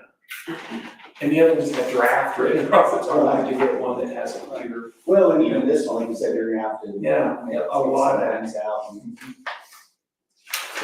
I'm sorry, I just had a lot of questions. No, this is something you should have a lot of questions on, this is the guiding document of the district. Yeah, this is, It's the most robust. I mean, it's the thing that everything is working off of right now, and so that's why I'm going, we need to get that out and make sure they thoroughly understand it, because then it helps teachers on guiding their curriculum. it gives us a direction. Guides instruction. I mean, that's the key is The map.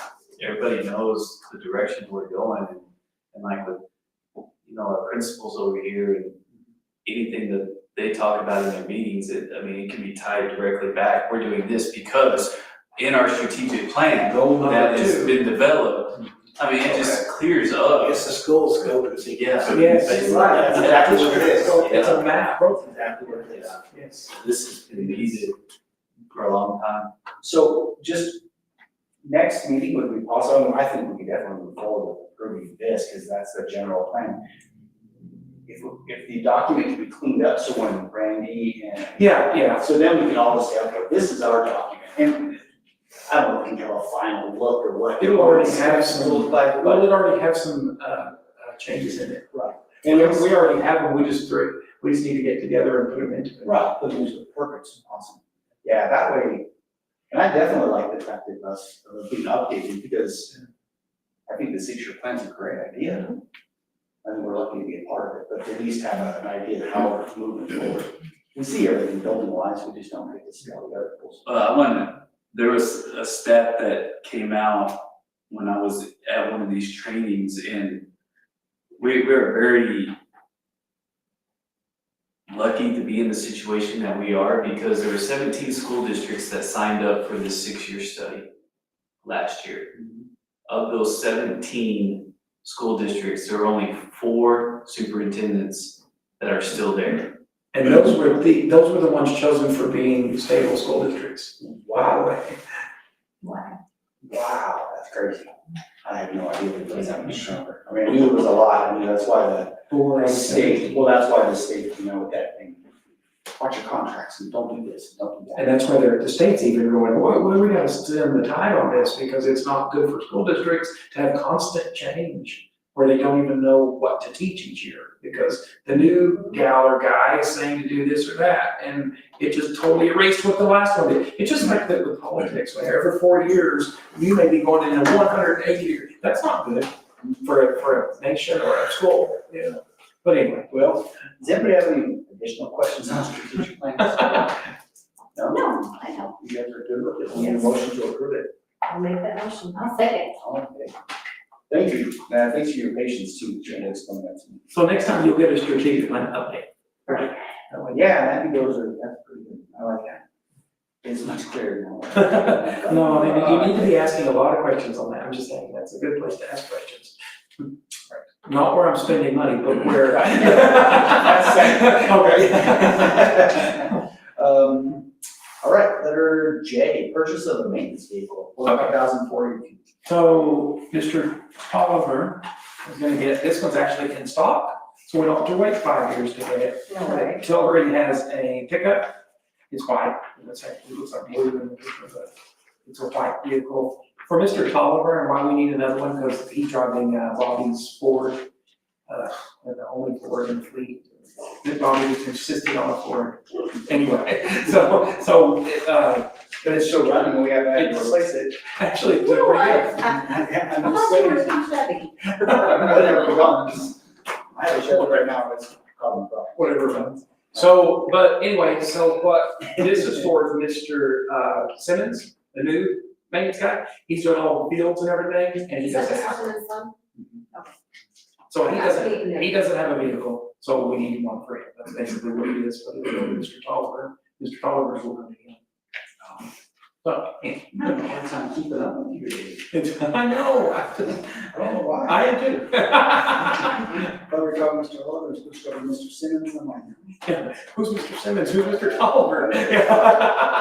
Okay. Anybody have any questions on that? No. Seems cheap to me. Yeah, it's just a plain Jane. It's a plain Jane. Not a Bronco on the floorboards or anything? That you use, does it have like roll up, what is it? Plastic interior. No radio delete, just no plate in there. No, it doesn't. That's power windows. Whoa. So we need a motion to approve this $45,482. I'll make it. I'll second. All in favor? And I have looked at Suburbans, they're still under mileage, even though some of them are getting old. So they may age out before they mileage out, just let you know. Some of them are approaching 6, 7, 8 years, so. That's pretty good. That's pretty good on all cars. All right, can I just say something real quick? I am absolutely thrilled with things that are going on in our schools as far as the new classes we have, the theater class, and this is personal. For the first time, I've heard, Gracie excited to go to school. Awesome. No, So she the chose to be, she chose to be homeschooled last year for a semester. Mhm. She was having a rough time. And, she looks forward to going to school. As a matter of fact, she texted me today, she goes, Mom, I'm really not feeling good, but I hope I can make it to my theater class. And, I said, okay. I said, listen, I said, if you need ibuprofen, go see Lizette, she'll take care of you. You know, she made it through the day without anything, and she was at practice, and she's having a great time, and it's really, the theater class has awakened something in her. you know, deep down, Gracie's always been just as big a hand as me and Chloe, and, you know, those of us in our family that are like that. But she actually, and listen, Hey, This is really- hey, newspaper guy, don't be laughing.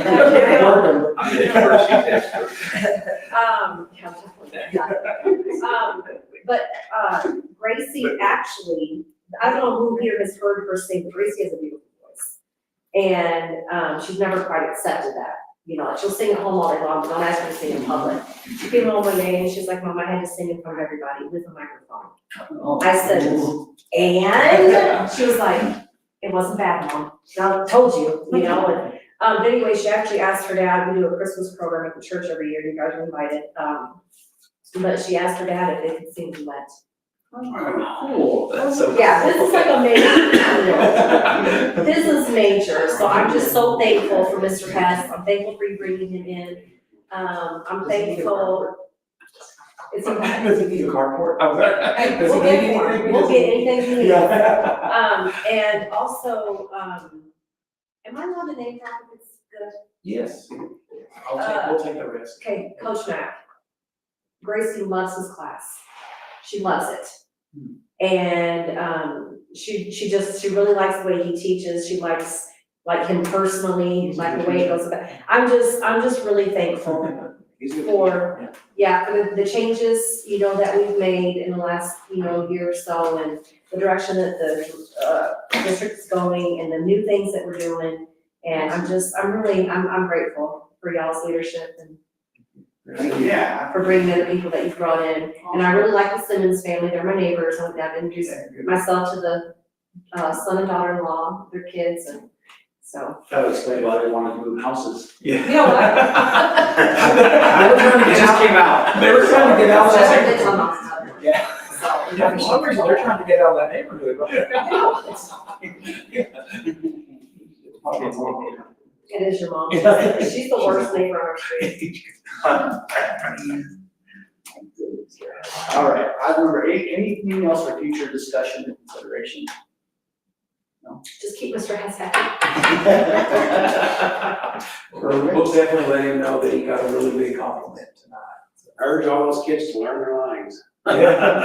Please, Let's cancel it. Gracie's on them. Yeah. So Gracie and Sochi and Sasha met together on, I think it was Saturday, at Sasha's house to run lines. Oh, that's awesome. So they're taking it, you got a good core group in there that's taking this really seriously. And Gracie was getting really aggravated, she was like, Mom, we might have to cancel our production because a lot of these people are not taking it seriously, they're not showing up on Fridays, they're not doing this, they're not doing that. And, you know, she's just put her heart and soul into this, you know, and, so she was like, yeah, we're doing this and we're doing, I mean, Gracie has known all of her songs and everything for a long time. And, you know, if you guys, Skylar Jameson is the only one who'll ever take up for Gracie, but I'm gonna say this right now, she is not my stick to it kid, she's not my go above and beyond kid, but with this she is.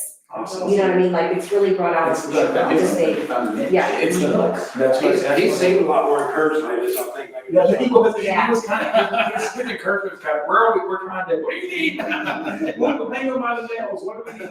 Yeah, what do you want? So, that's awesome. We're trying to get everything to encourage. So it's given number 9, right? Yes. Yes, we everybody's- can. Yes, mine's very short. It has some dates in it.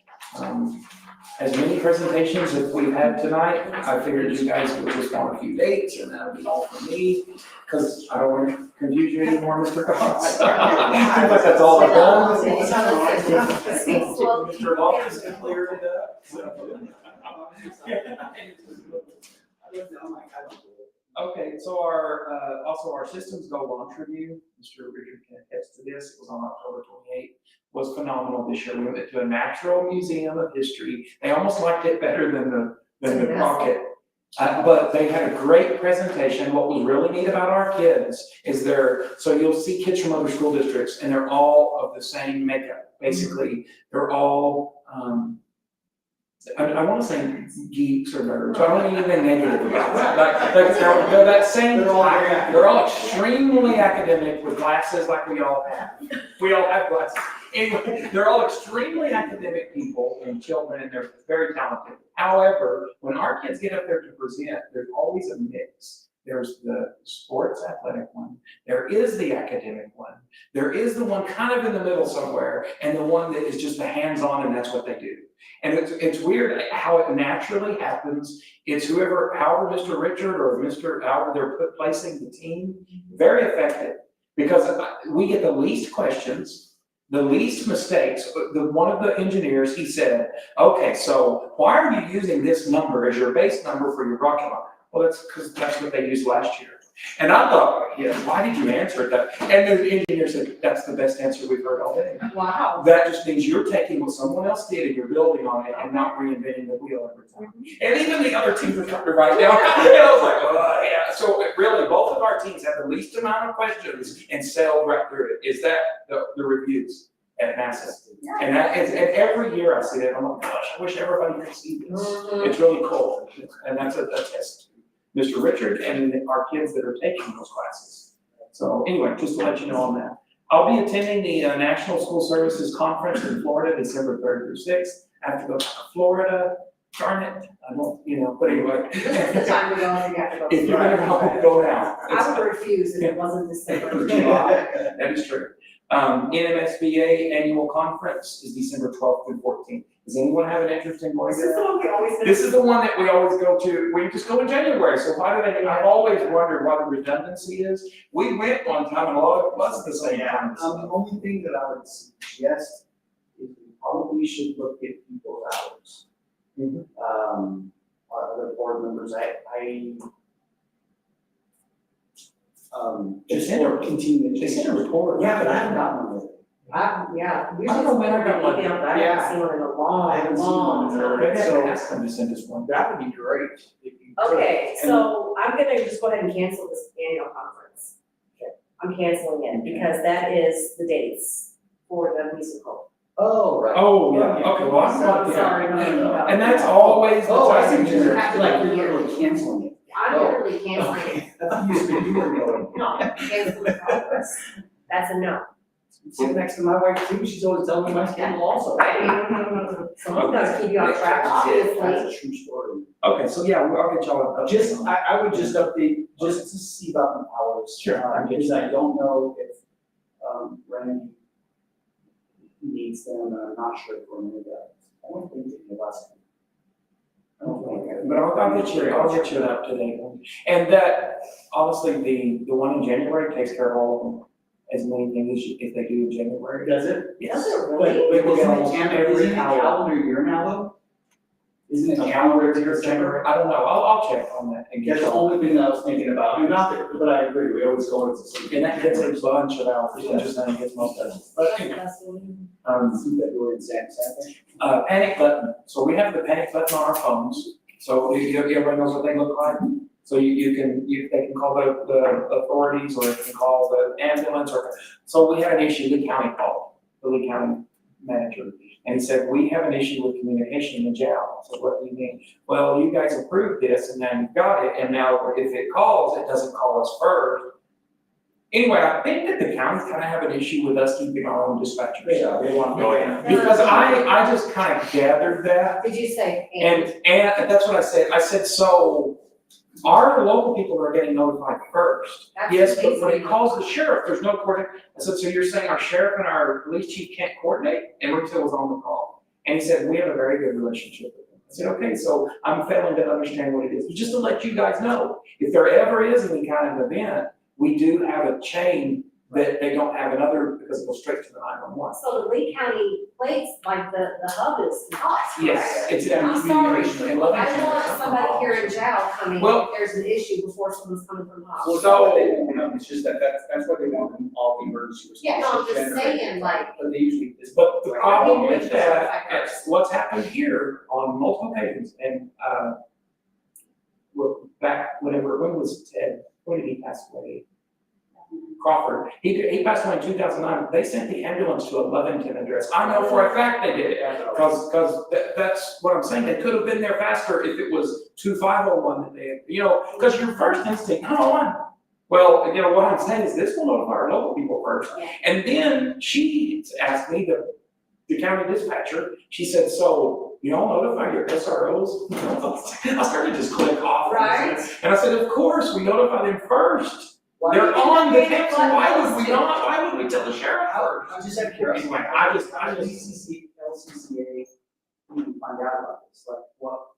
Because they're not. Because the panic button contacted the 911 dispatch for our area and told them we were putting it in, and we didn't tell them. And we just did it in. I didn't know I had to tell the county first, and that's not my concern. Well, my question is, so we voted out of LCCA, right? The city. Yes. So therefore, they're not our communication. But the panic button still does let them know. It goes to their 911? Yes. So we should correct that. Well, it goes to 911, but it also goes to all of our police department too, simultaneously. Yeah, and then We don't wanna mess up. sorry, if I could say, that meeting that they had, they explained that we can't get a 911 trunk line. Right. Because the term Yes, is I see in what you're general. Yes. So any 911 is still gonna go to. So we can't set our 911 button. It will, it notifies our dispatch, everybody with the sheriff. Well, I don't know if the sheriff likes the sheriff's department, and it's not the sheriff's department, the county manager, sheriff is okay with it. So here's the only problem I can see that creating would be that in the event a 911 call is generated, our police department, we've got to make sure that they contact the sheriff's department and say, okay, stand down, cancel your unit. Because if they don't do that. If it's we'll not have this act though, not the regular 911 is still out of our hands. No. Still relaying. I mean, through the app. Yes, So if somebody hits the app, Mauricio needs to understand that he's gonna have to cancel the sheriff's department. Because if they forget to cancel them, they're gonna respond to unit. That's just. And with coordination, we may still want them to respond depending on. Depending on the scenario. And so, yeah, But just doing routine stuff, they have to and make sure. that, they once cancel. again, is something I can encourage and Mauricio is good to do. But it's out of our hands once 911's called, we're out of it, other than we're gonna take care of our own first. No, And our SROs first, they need to know first. The only reason I say that is I would just hate to have someone, sheriff responding a chain of three all the way down there, getting into a crash on his way down here and I call him, respond, just to be forgot to cancel. And that Mauricio said he was on top of that, had a very good relationship with the sheriff. In fact, they call him and he calls them instantly when something, anyway, right now, the way it is. So I just kind of I delved into that a little more because it does affect our kids' safety. So it's worth looking into and saying, oh, what are we gonna do? And I wanted y'all to know, there was a little bit of a discord between the county and us. They just want us part of us. And I think it's just a control thing, whatever. Is there any way to make that panic button, well, I'm not really familiar with it, but where it won't call 911, it'll just call our dispatch? It depends on which one they push, because there's several of them. There's the 911, there is a. So 911 is literally, There's even they can't just program 911 to be 2501. No. Or whatever it is. Well, there's a setting that that shows that they connected to LCC. I'm wondering if I can change that to a local number. I would rather not because of liability and stuff. I would rather, it does contact all of our local people, so why, it even contacts our dispatch. But actually, we're under more liability by calling LCCA if our community does not use LCCA. Yeah, but the system does notify everybody, right, the way it is. It notifies everybody. But it could be notifying them inappropriately. So you're just as liable. So if we have a 911 center here, right, and which we do, because we opted out of LCCA. Mhm.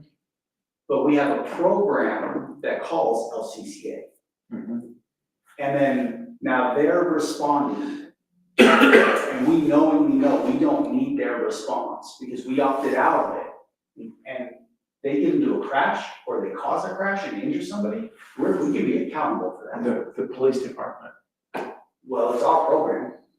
Yeah, but it's through the state of New Mexico, it's not just our But program. if we can program it to go to, so that would be like saying, well, it's gonna notify Albuquerque's 911 center, so that it's just a program. But we can set the program to who it contacts, right?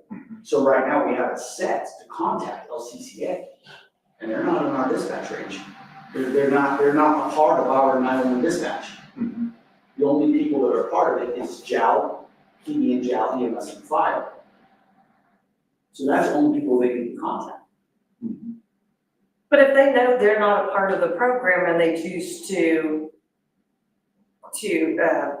address But they're that. always gonna react to a 911. 911's automatic. Yeah, they can't go, oh, that's JAL. Correct, but what I'm saying is they're responsible for responding, but knowing we're not a part of it, they're still responsible for, I've gotta get there safely, I'm still responding, you know what I'm saying? They No, can't, I'm not saying they're not accountable for their response time, but, or their manner of response, but I promise you, I know for 100% certain that if you're responding outside of your district, that something is happening, any type of mutual aid, you can be held accountable for that. So the person, in other words, the person that's sued for the accident would also include JAL Public Schools.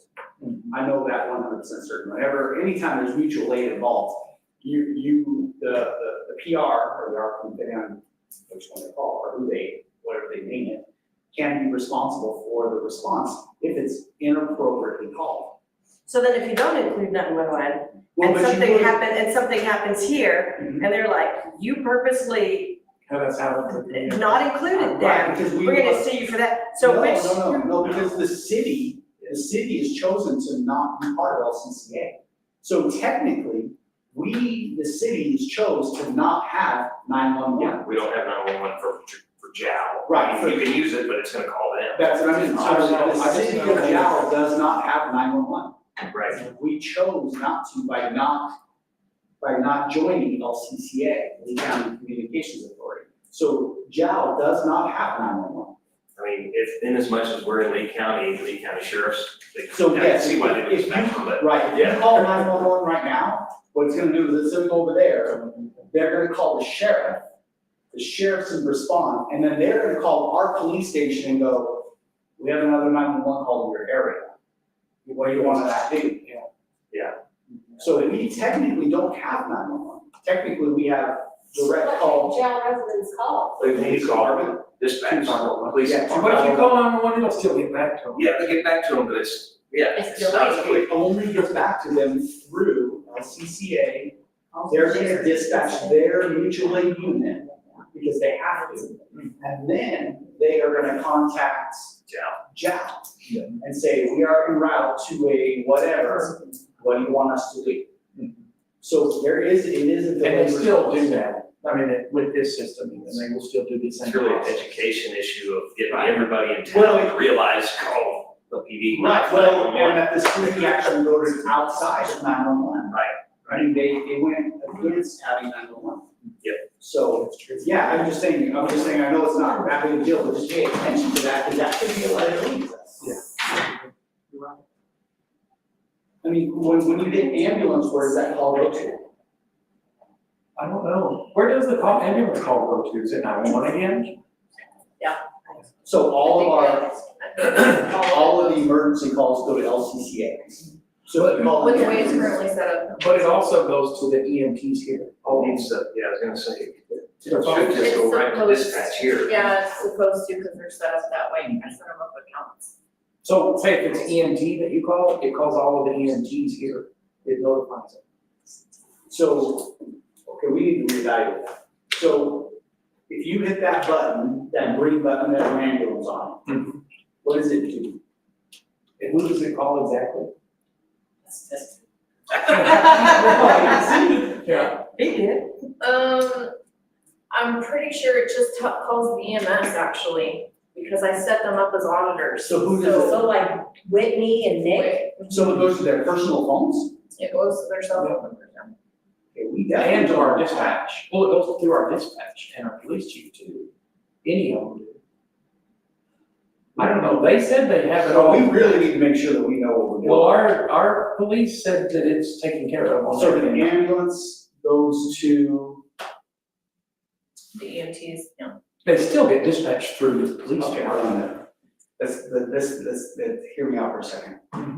If I'm a volunteer and I'm sitting here in this meeting and somebody hits the ambulance button, it's gonna come by personal phone. Not everybody, no, won't come to you. So who's it gonna go to? Until you get called out, it'll go to. Does it tell now, is that what you're talking about? No, well, who does that button go to? It goes to Nick and, Okay, they're not dispatchers, they can have to lose their cell phone signal. no, it goes to them, but they still have to be dispatched from what I understand. So who does it go to? The police department gets the calls from both, like. Right, no, yeah, So totally, yeah, they call dispatch PD. police and fire and EMS, Yeah. but I just wonder who the button goes to. Yeah, that would be. It goes to the truck numbers, Their cell phone numbers. to everybody that's in that group, that's assigned it. We don't want that. Why would it go to Well, their the cell city, phone? But this is just a notification, this isn't for you need to go respond, this is for a notification. It's just like if there's a shooter on campus, the teachers, anybody, the staff member are notified, that doesn't mean, hey, we need to go take care of it, it just means this is what's going on. So Or if is the there's- person that hits the button, are they thinking they're calling an ambulance?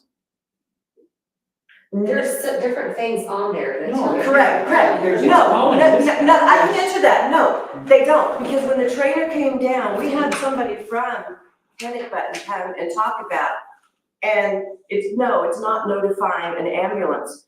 That said, what they said is that the medical professionals that are relevant to it are the ones that are notified. But that doesn't, because If they're on call. for Because instance, and it's not that we want the teachers to be responsible for, oh, they're having a heart attack, we need an ambulance, that's not what they're doing, that's not what it is. It notifies the medical professional, the medical professional is the one that makes the decision. show him your app? I've seen the app, and it's a button, there's a 911 button, there's a green button that has an ambulance on it. And there's something about, there's, Active yeah, shooter. there's, like, if there's a fire, that right, don't mean it calls the fire truck out, it just notifies there's a fire down to dispatch, and then they dispatch who they want to. no, And it I- tells you where it is, see, there's no ambulance on there. Yeah, it's back There's there. medical. Yeah. There's medical, but what they said is that's the medical, It's a Like medical emergency. it's like a medical emergency, but like for us, it notifies Bretta. Bretta is the one that determines who else needs to be called above that. Just like if I called her on my cell phone and said I had a kid that broke her ankle, I'm not gonna say that, kid hurt her ankle, she's the one that comes out and determines Right. the steps that we I take. guess I'm just confused, so if you hit that button, if I hit that, I need police button, or. Do it. I really want to. I did it, I did it. Settle down, Brian. I hit the button, and Lee showed up within 1 minute to my doorway, because Lee is the one that showed up. I didn't see him, well, It no. seems like we're getting multiple. No, because it's not our job once we hit it to decide who's gonna respond. This is not calling out for people to respond, this is just a notification. Yeah, it's like saying, it's notifying everybody. So it notifies the SROs, the police call But command. this, because if you hit the button, it goes LCCA, right? Yeah. And they dispatch a unit, right? Oh, I don't know if they dispatch it instantly, I don't know what that process is. I don't, once you call 911, I don't know exactly what happens if I call 911. No, I get that, so I guess what I'm sorry, I thought that activated. No, it just tells people there's an issue. So they're not gonna want, but it does call. So 911 will call 911. That's what I'm saying, so everybody has a different answer. But also too, if you do hit the other ones, they get alerts. They do get alerts, so like Nick would get one depending on what category he was, he does get an alert that there's an emergency. Well, going on. because he's a fire chief, Mhm. right, so that would make sense. But we did Whitney and we also did, She's an EMS chief. And then We did Mauricio. Nick Cole. Mauricio's not on there yet, because my question was, dispatch has a cell phone for when their power goes out. I can send alerts to that cell phone to whoever's on dispatch, but we never got clear answers on how to do that. Oh. Because I didn't know if we wanted all the officers listed on there to get text messages, or if So we just maybe we wanted can the get a dispatch list for one. the next board meeting, unless you know who gets called. Well, I'm just, my thought was, I mean, I don't really care who gets called, I just thought. I just want somebody to show up. No, I thought if I hit active shooter, that was gonna dispatch people. Or, No, when I say dispatch, I mean, of course, we're not gonna call a unit and say, oh, 47, respond, I get that. But what I'm saying is that would contact 911 and say, we have an active shooter signal that's been triggered at. Well, so when they get 911, they call down to our dispatch and see if it's real or not. I know they do. They were talking about it the other day in that meeting. So now with our 911, not a pseudo 911, whatever it is, that when you call there, they still call down to our dispatch to confirm. Okay, so what if that person hasn't called our dispatch? It doesn't it notify, it notifies our dispatch. It notifies dispatch, but. I need to change this. Jim is not gonna sleep tonight, I hope you all are happy. Then, you're right, I mean, it does raise a lot of questions. Well, I just know I posted it and the officer showed up. I didn't know we was 911, but I didn't know we. Well, that's my point. Well, he had me push 911 and it called LCCA because I had to tell him. Yeah, it still does. So when they called LCCA, what happened? That's my question. Are they gonna look at it like this is just a app alarm and move on, click it, and move right past it? Or is something really happening with it? Because it's great to have an app. I know they make apps for everything nowadays, but being the person that works in pre-hospital stuff for 20+ years, I know what happens when these little things get involved. It becomes complete miscommunication. It's not really effective. You don't, nobody knows who's doing what. So literally in our group right here, we can't even answer what that app does. All of our teachers have it. It notifies people. Right. Meeting is. But there's a difference when you say it notifies people, what does that account for? And What what's- button did you push? Or leave I to show up? pushed. The big red button that Shelley said don't push. I pushed the, police one. Oh, did you push Well, the that place? was I not thought you the pushed the red red button. button. Cause you said don't put So that's it. red. I didn't push the 911, I pushed the police one. The police. I pushed And the that got 911 an SRO and only an SRO in your face? Clarify. Okay, So, okay. well, I just know he showed up, I don't know who all was notified to push the button. So all of admin was notified on that one, all the SROs and then anybody who sees And, that. It depends on what button it is, depends on who gets notified for what. It's the other one with on the cameras, for instance, it notifies 911 as well, it calls 911 and it calls here at the dispatch. Right, but that's a person. And then it notifies every staff member and it shows them where they are in the building. Right, and So it's- and I'm okay with that, but a person notifies both dispatches, and that's what really should happen. My question is that, do we understand what even happens if we push those buttons? It Right notifies now, everybody. that doesn't answer anybody. See, I don't understand, so you said, like, if I pick up and I dial 911, Right. they're going to reroute it over to the police, or they're gonna call. If you call 911, yes, if you say, I'm in the Jal Administration Building and we have a male down who's unconscious, and you call 911. 911, the first thing they're gonna do is they're gonna dispatch the sheriff's department officer, who may be in Tatum. That's the first thing they're gonna do, because they have an obligation to immediately dispatch a public service, right? So it doesn't matter where, their closest sheriff that's available is going to be dispatched. Now, they're not gonna send an ambulance, because we don't have, they don't have anybody down here close enough. They are gonna get on the phone, and they're gonna call Jal and go, hey, we have somebody who called for an unconscious male at the administration building. And then they are gonna dispatch a Jal ambulance. Correct, okay, so your question basically is how this is Who's this? notified who's it connect- Well, who's it connected to? Why is it connected to LCCA? Because my question then is, so if it's an app that's calling up there, wouldn't that be the same thing? If they're getting notification from a JAL phone number? Not if they don't even understand the app. Okay, but that's what you're asking then. So you're Right. asking is, when the app notifies 911, how is that coming Or across? is it really contacting them? Yes, yes. Yes, because she said that she dialed the 911, or pushed the 911 button, Push their 911. and it contacted them. Right, so it contacted LCCA, right? Did they dispatch somebody? Did they call you on your phone? It was a phone call on my phone. So they called you to your When you phone? hit call 911, dial 911, it dials 911 on your phone automatically. Oh, and then they answer. so hold on, so it's just a 911 call? It's just a 911 call. Okay. That particular button is a 911 call. So that's different. That's completely different what we're talking about. So if I had asked this question 20 minutes ago, we would have been. So hold on a So second. just tell everybody, go hit that button. Call please. That changes everything. Grab an extra step by calling that one. So what are the other buttons for? So the other button is medical, so you To make you feel Which better. medical, like, options, so it would notify Bretta, it would notify Devin, and maybe the SROs. So does the staff still know the contact in the sense of a I don't real even know if they emergency? would use it. Well, I don't know. Carolina. Okay, I'm just, I'm not not. right. In a real emergency, it's gonna be such chaos. No, that's not true, Brian. Because somebody had it on Facebook before I know. I mean, that is not the answer.